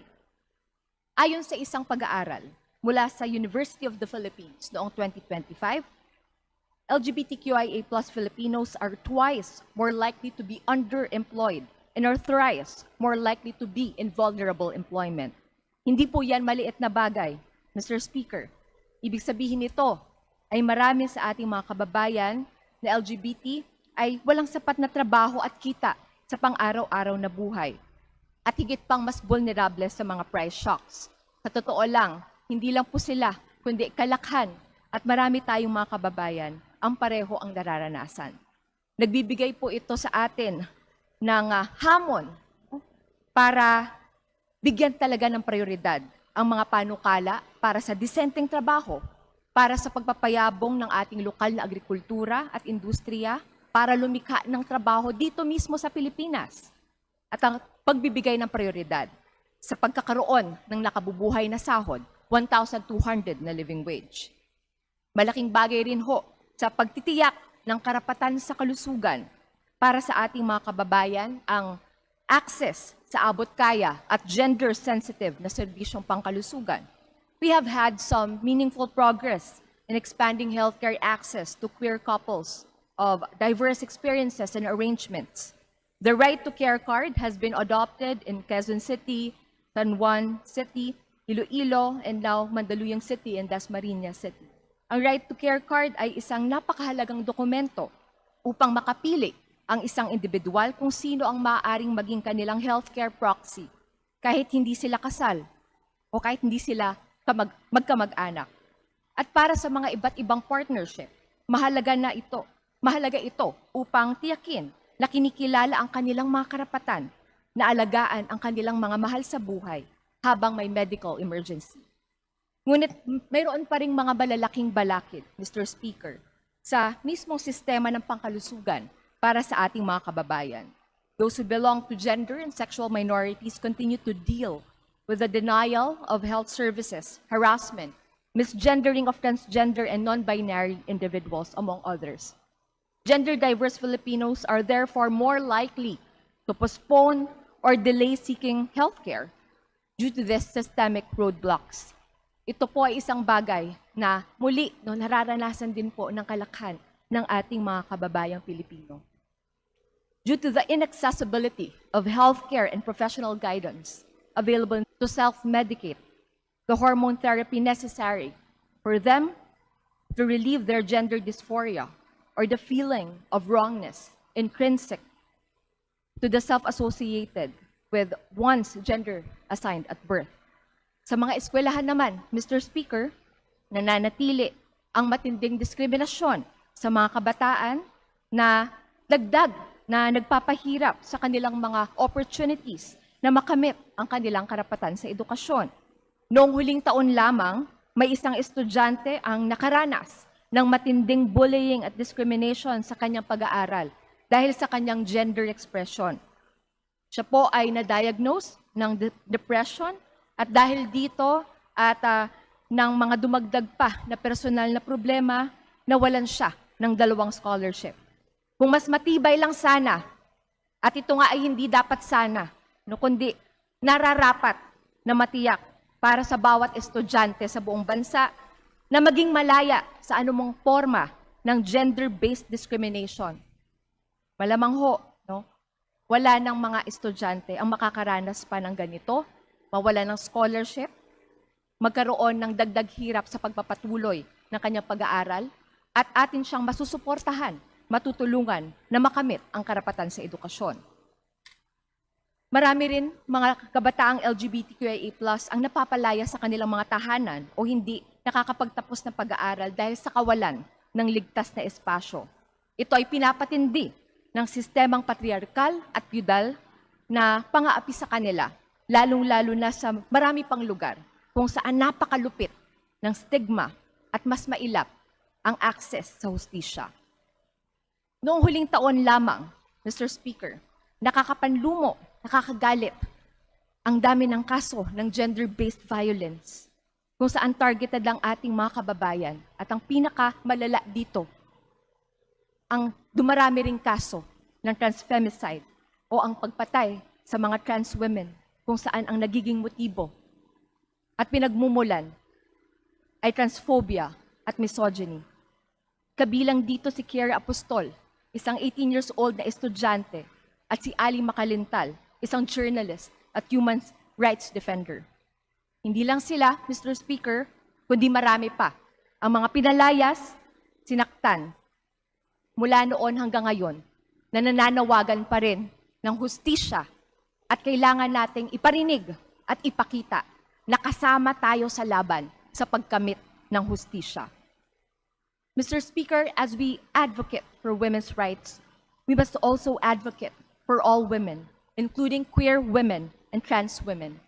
Dapat bahagi sa sistema, halimbawa, sa pagpapatupad natin ng anti-violence against women and their children, at iba pang mga kaugnay na batas para sa proteksyon ng mga kababaihan, dapat kasama sa response systems, mechanisms natin ng reporting, at pagtitiyak ng legal assistance, ang sensitivity measures na tiyakin na gender inclusive, gender affirmative ang ating mga mekanismo para tulungan ang mga biktima at survivors ng abuso. For more than 30 years now, the LGBTQIA+ community in this country has been tirelessly fighting for their right to live and exist freely and equally, despite every roadblock in front of them. We at this plenary must remember our duty to serve the people of this nation. Ang mga kababayan natin ay kapareho natin na kumakayod, nagsusumikap sa araw-araw para makakain, mag-aral, magtrabaho, mabuhay ng maayos at may dignidad.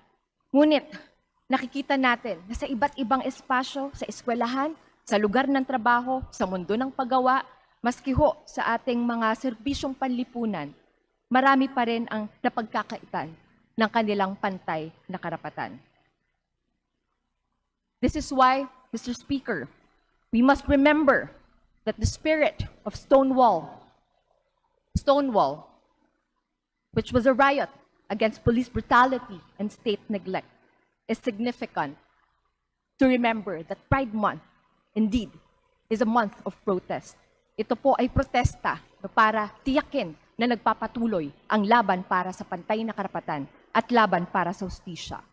Here in the Philippines, that spirit lives on in every queer person who joins workers' picket lines, in every trans person who stands with farmers for genuine land reform, and in every member of the community who fights for the rights of ordinary Filipinos. Ang laban po na ito ay hindi lang laban ng LGBTQIA+.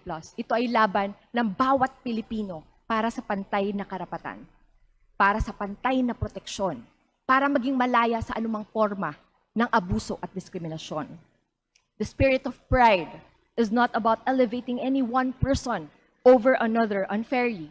Rather, pride is a protest against systemic abuse and injustice, one that we must all recognize. Kaya nananawagan po tayo sa ating mga kasamahan sa bulwagang ito. Huwag nating hayaang lumipas ang isa pang taon na puro lamang tayong pagbati ng Happy Pride.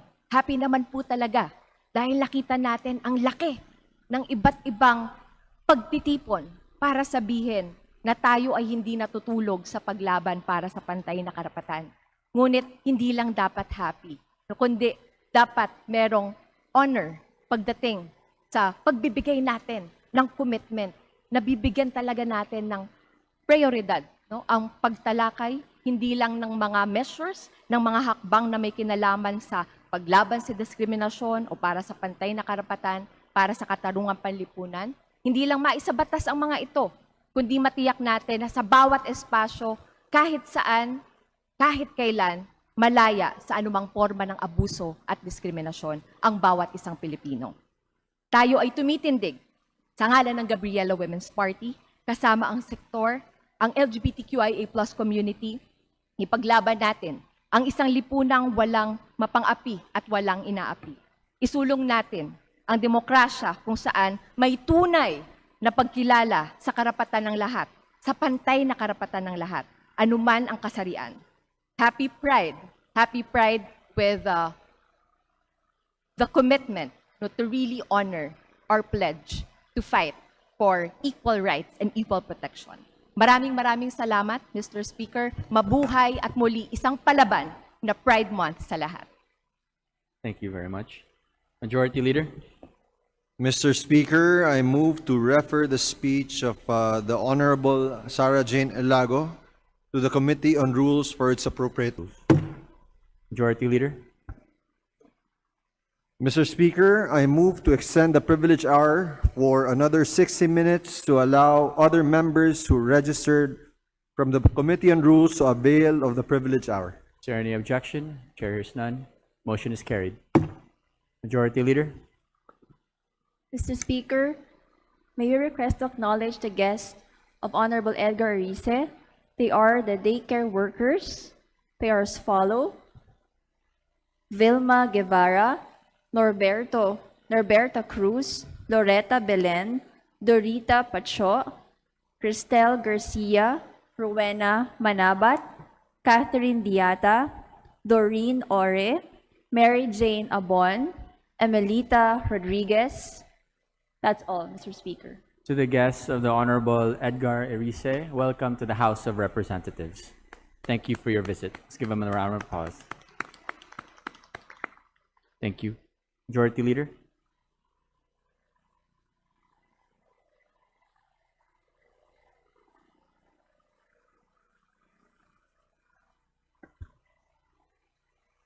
Mr. Speaker, I move to recognize the gentleman from Kamanggagawa Party List, Representative Elijah Romboa, San Fernando, to avail of the privilege hour.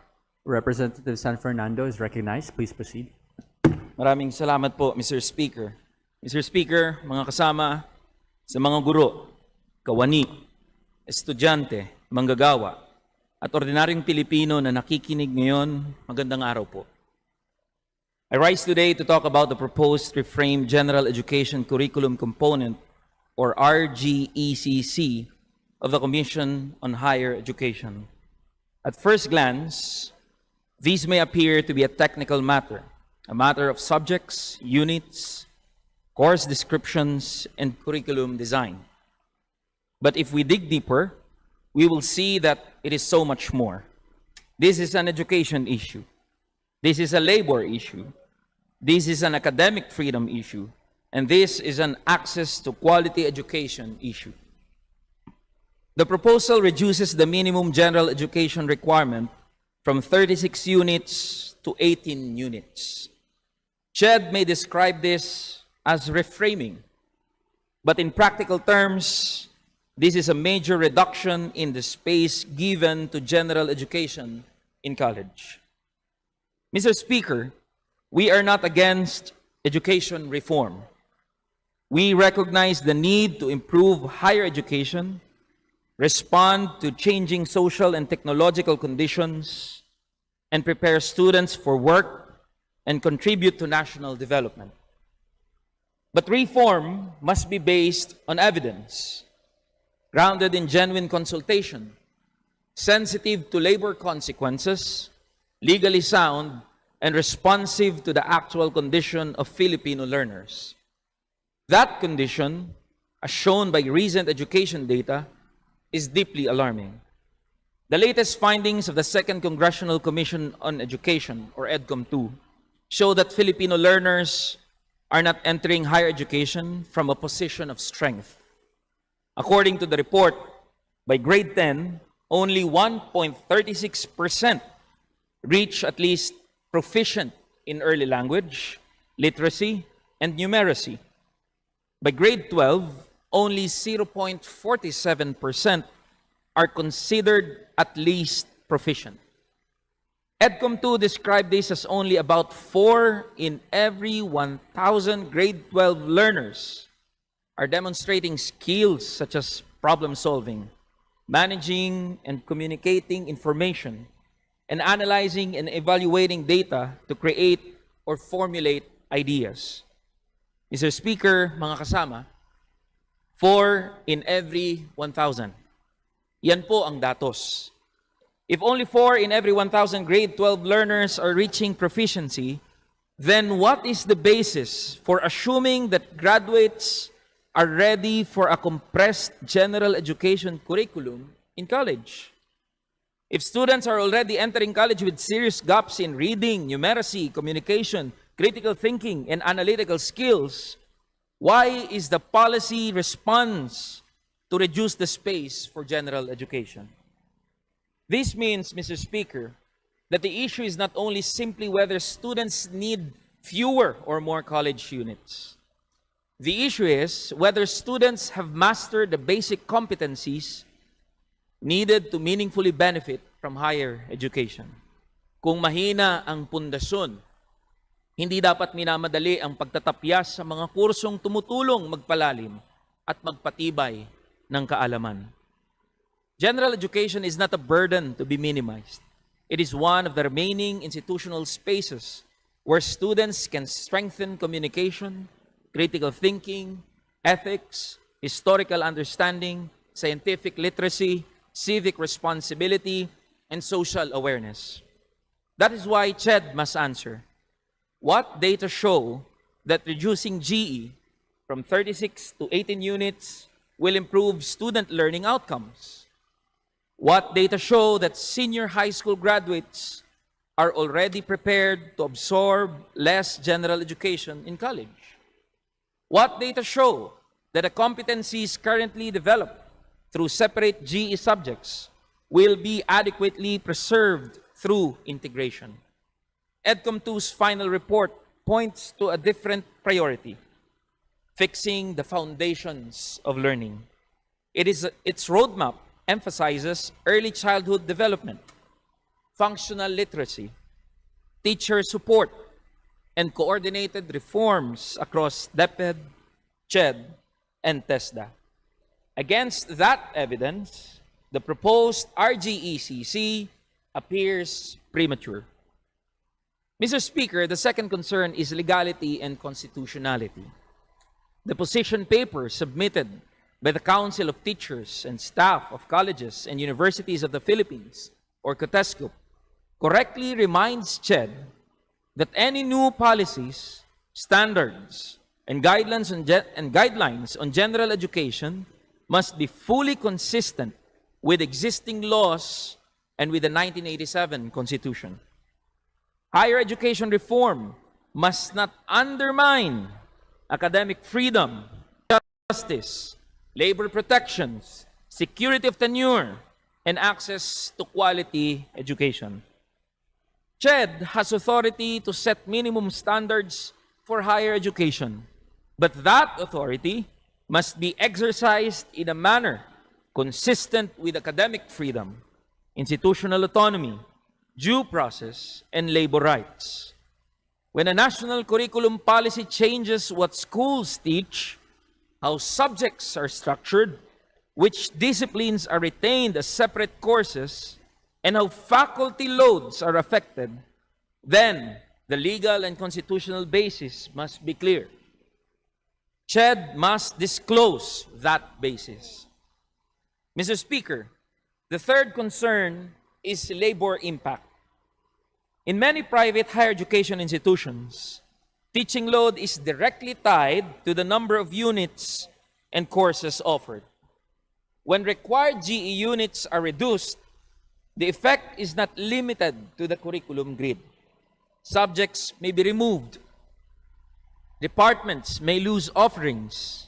Faculty may lose teaching loads. Part-time instructors may lose assignments. Probationary faculty may not be renewed. Permanent faculty may be reassigned. Some may suffer reduced income. Others may face demotion, forced early retirement, or even retrenchment. Sa papel, curriculum reform lang po ito. Pero sa aktual na buhay ng mga guro, ang ibig sabihin po nito ay bawas load, bawas kita, bawas seguridad, at posibleng tanggal trabaho. That is why, Mr. Speaker, mga kasama, the Department of Labor and Employment must be part of the process. COTESCUP notes that there appears to be no mention of DOLE and its participation in the process. This is significant because the Education Act of 1982 recognizes the special employment status of teaching and academic non-teaching personnel. Any reform that affects teaching loads, assignments, and employment security requires coordination with DOLE to ensure protection of security of tenure and labor rights. Kapag ang pulisiya sa edukasyon ay may direktang epekto sa trabaho, kabuhayan at tenure ng mga guro, hindi pwedeng CHED lang ho ang kausap sa mesa. Dapat kasama ang DOLE. Dapat kasama ang mga union. Dapat kasama ang mga faculty associations. Dapat kasama ang mga academic organizations. Dapat kasama ang mismong mga guro at kawani na maapektuhan. Faculty members cannot be treated as incidental casualties of curriculum reform. Mr. Speaker, the fourth concern is the weakening of general education itself. Based on available descriptions of the proposal, several current GE subjects may no longer remain as separate and mandatory courses. These include subjects that provide space for communication, ethics, history, arts, humanities, mathematics, science, technology, society, and critical inquiry. CHED may say that these areas will not be removed, only integrated. But integration is not the same as preservation. When a subject is removed as a separate and mandatory course, its depth may be reduced. Its visibility may be reduced. Its staffing may be reduced. Its institutional support may be reduced.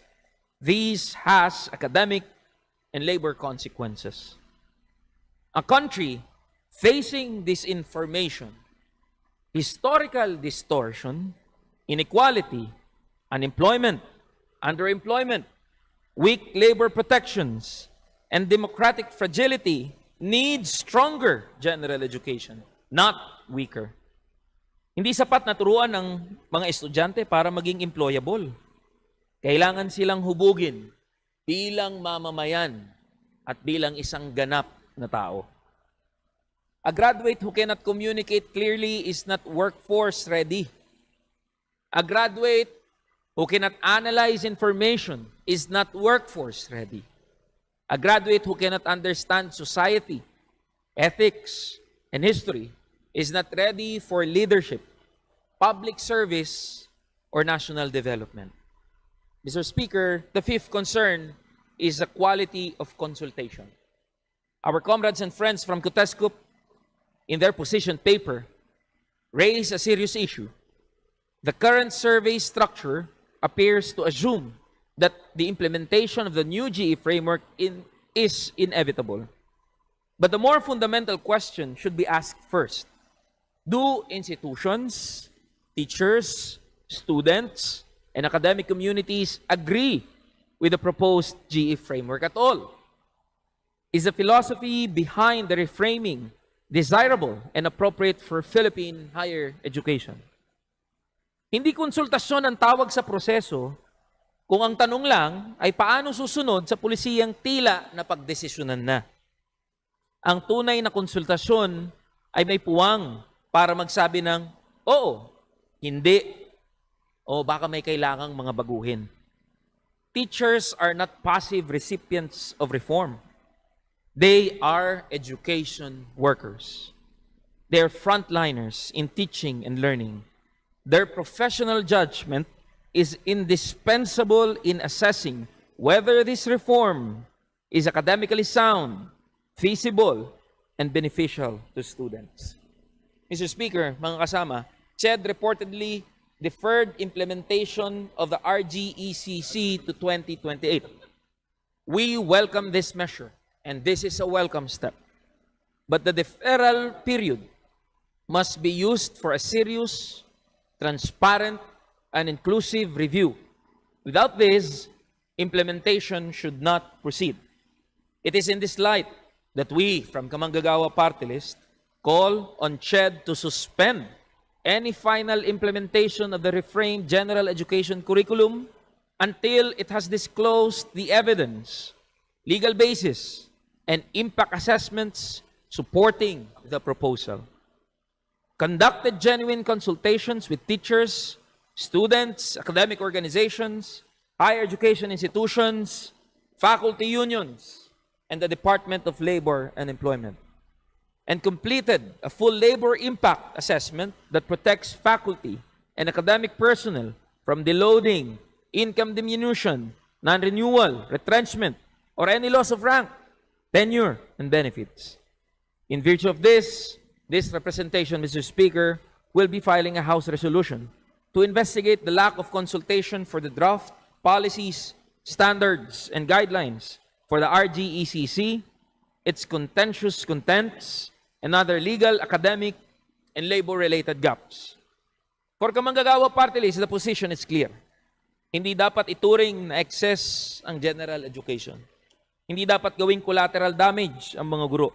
At hindi dapat ipagpalagay na handa na ang mga estudyante kung ang ebidensya mismo ang nagsasabing hindi pa. And reform in higher education must be evidence-based, genuinely consultative, labor-sensitive, constitutionally sound, and socially responsible. Maraming salamat po, Mr. Speaker at mga kasama. Magandang hapon po sa ating lahat. Thank you very much. Majority Leader.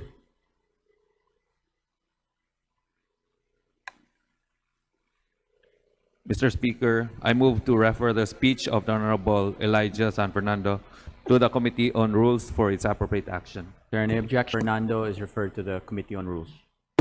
Majority Leader. Mr. Speaker, I move to recognize Representative Presley C. De Jesus to avail of the privilege R. Congressman Presley De Jesus is recognized. Please proceed. Mr. Speaker, distinguished colleagues, I rise today to speak about an industry that has long been part of Philippine sporting life and Philippine culture. For generations, horse racing has brought people to the racecourse, gathered families and communities, supported workers, generated revenue for the government, and offered real potential for tourism and economic growth. I speak of the Philippine horse racing industry. As a boy, I remember vividly walking from our house to the racetrack with a stopwatch in my hand. I would watch the horses with fascination. I watched their speed, their discipline, and the excitement that gathered around every race. At that age, I did not yet understand the economy behind it.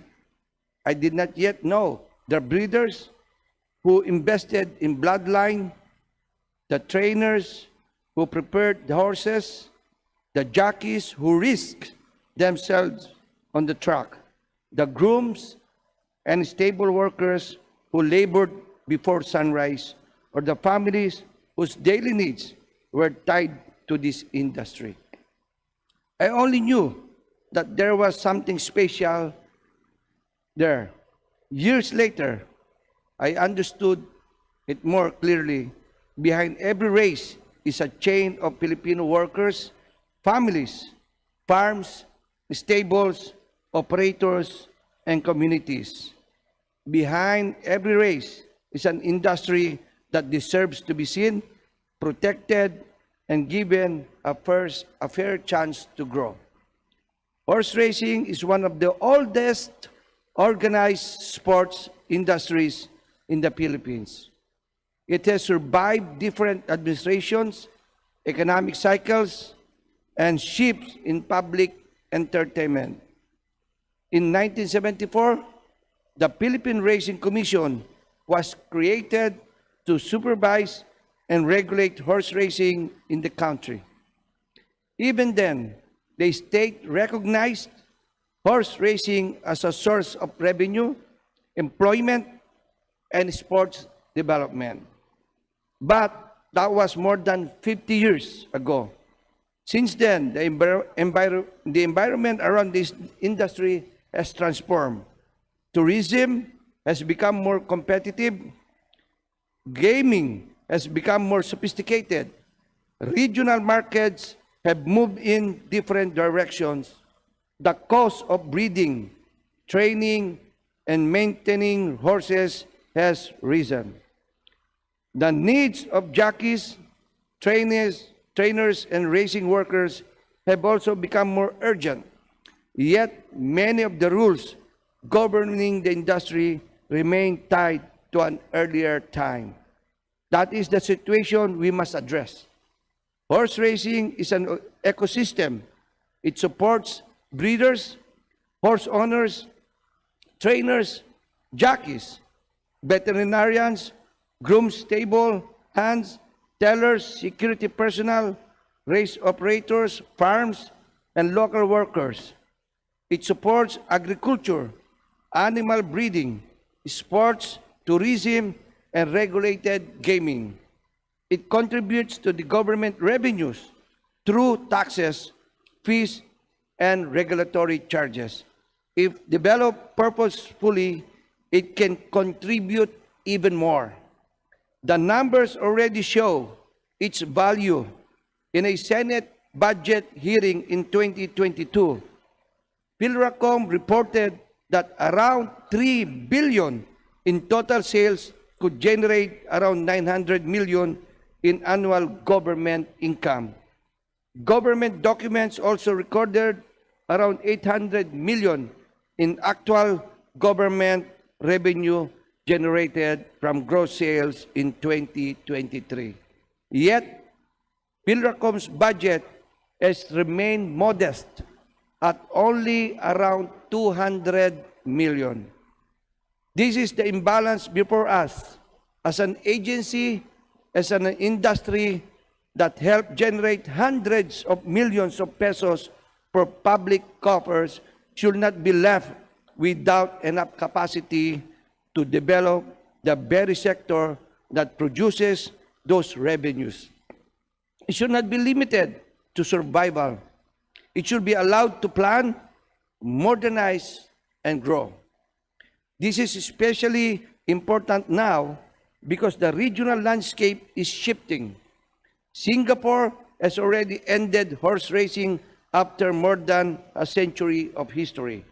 Macau in India has faced serious pressures from heavy taxation on racing bets, with concerns that legal betting activity is being pushed away from the regulated system. These developments are a strategic opportunity for our country.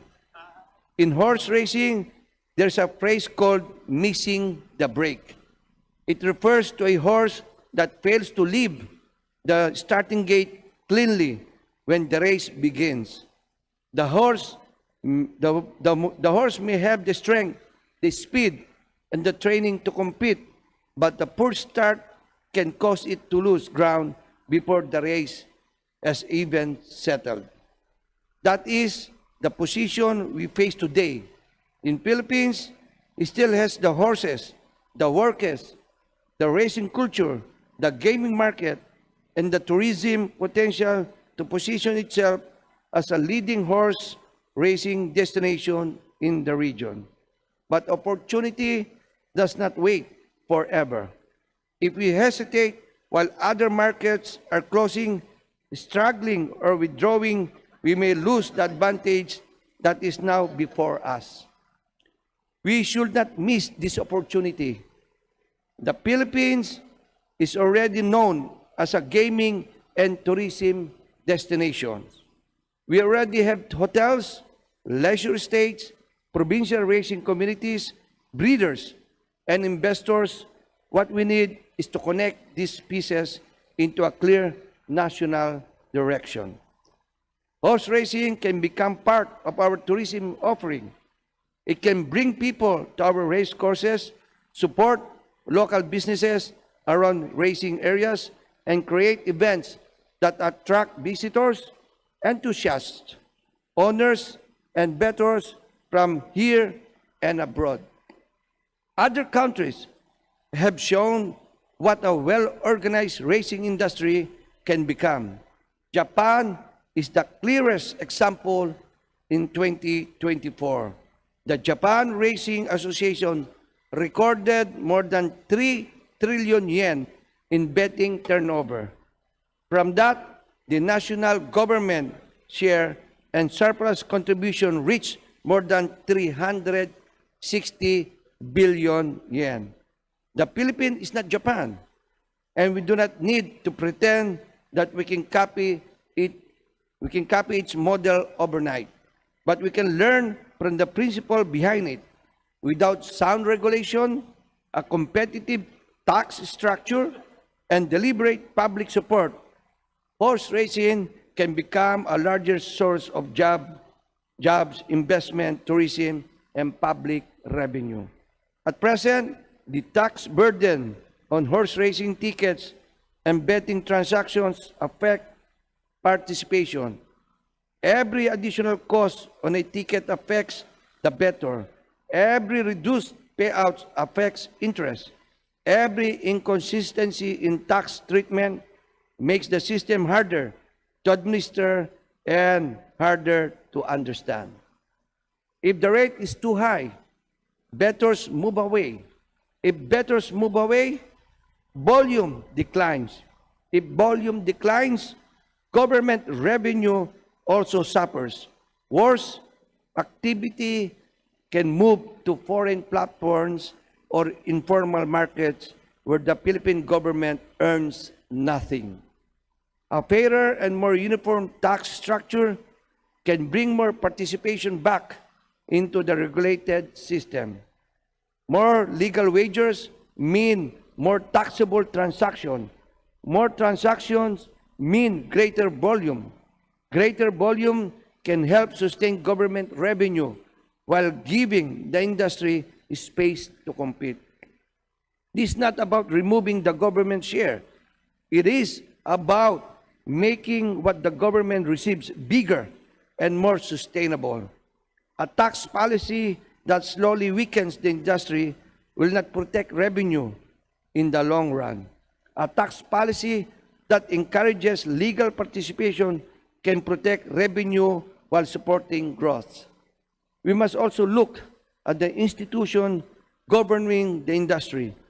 PIRACOM, or the Philippine Racing Commission, has served an important role as regulator. But the modern racing industry needs more than regulation. It needs development, planning, revenue, monitoring, breeding support, worker protections, animal welfare programs, and the capacity to respond to competition from other jurisdictions. A regulator that is expected to help develop an industry must be given tools to do so.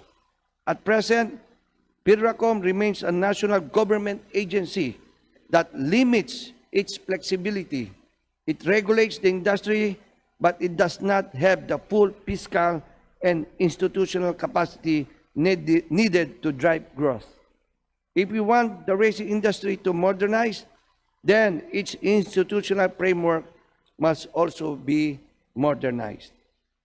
A stronger structure can allow better revenue management, better development planning, better support for breeding, better race operations, and better accountability.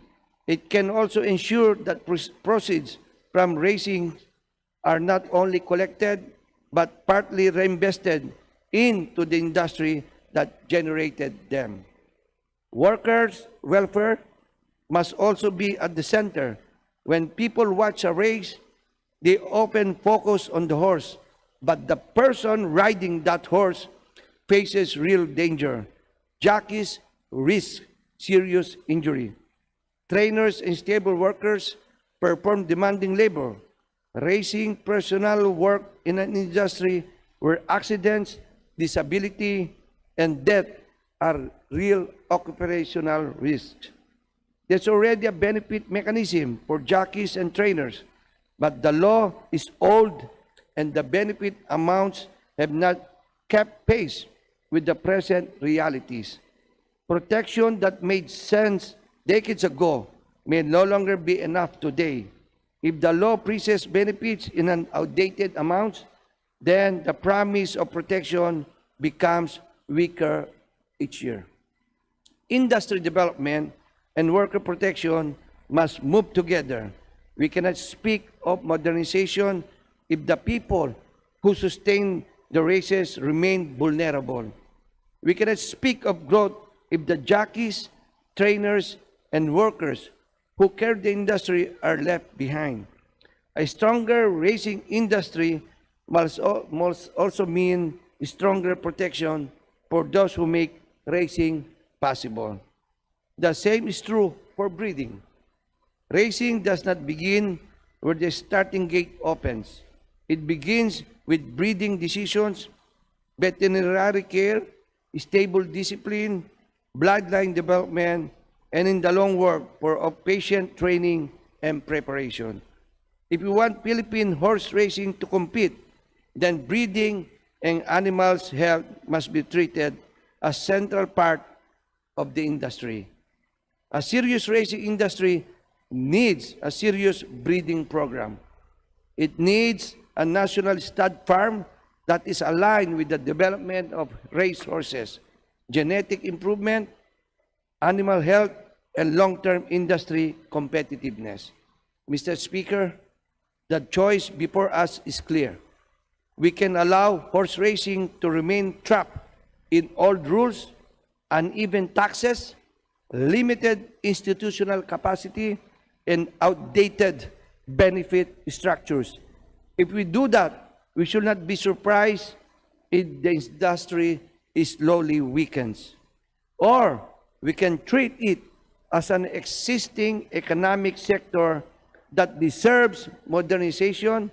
A fairer tax structure can increase participation.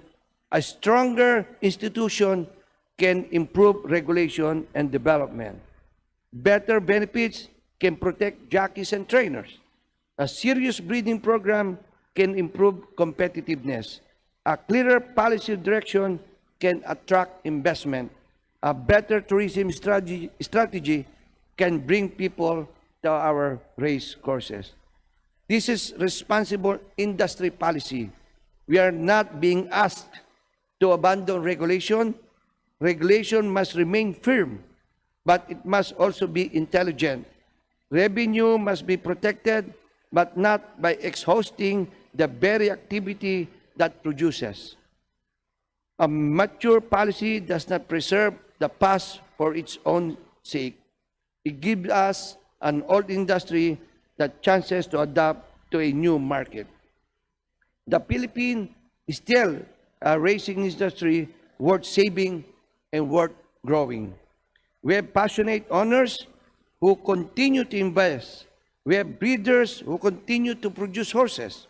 We have jockeys and trainers who continue to work despite risk. We have workers and families who depend on the sport. We have enthusiasts who continue to believe that Philippine horse racing can compete. But momentum must be met with action.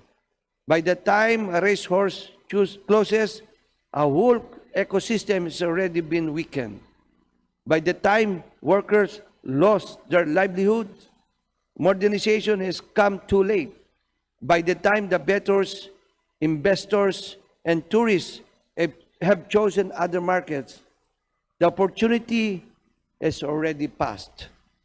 The race is not yet over. But if we want Philippine horse racing to remain alive, competitive, and beneficial to the Filipino people, government cannot afford to miss the break. Again, thank you very much, Mr. Speaker. Magandang gabi po sa atin lahat. Thank you very much. Majority Leader. Mr. Speaker, I move that the privileged speech of Representative Presley De Jesus be referred to the Committee on Rules for appropriate action. Is there any objection? Chair hears none. The privileged speech of Honorable De Jesus is hereby referred to the Committee on Rules. Majority Leader. Mr. Speaker, there being no other members who wishes to avail of the privilege hour, I move to close the privilege hour. Is there any objection? Chair hears none. Motion is carried. Majority Leader. Mr. Speaker, I move to suspend session for a few minutes. Session suspended.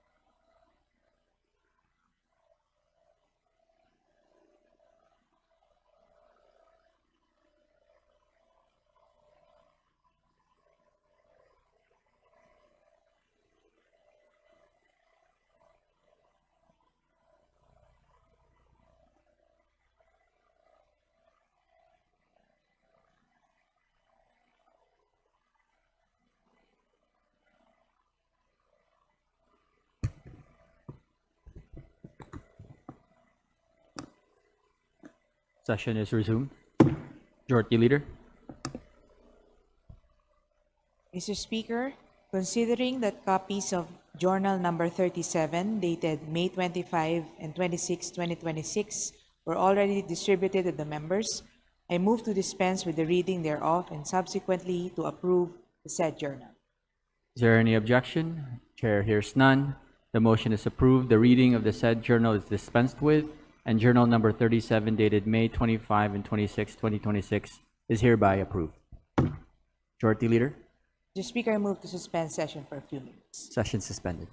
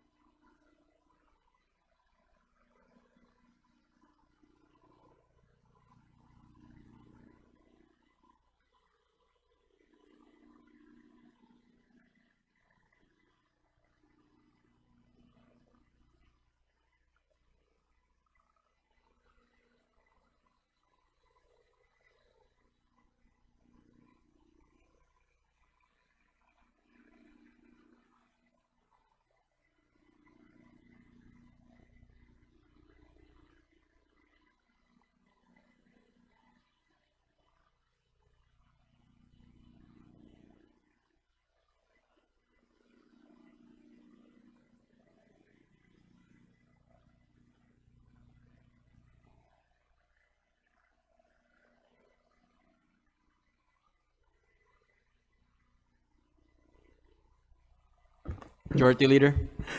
Mr. Speaker, I move to take up additional reference of business and request that the Mr. Secretary... Chairman, Mr. Speaker, I move Mr. to Speaker. adjourn. We have no quorum. Move to suspend session for a few minutes, Mr. Session Speaker. suspended.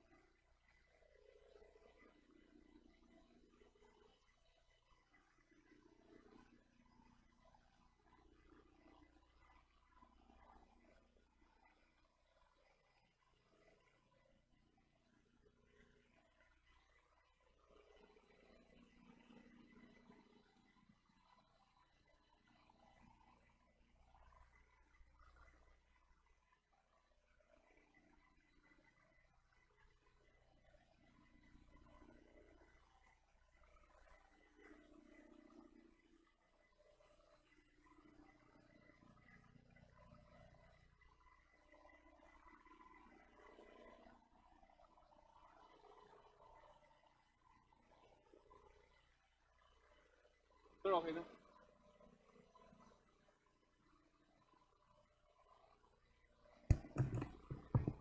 he need to withdraw his vote?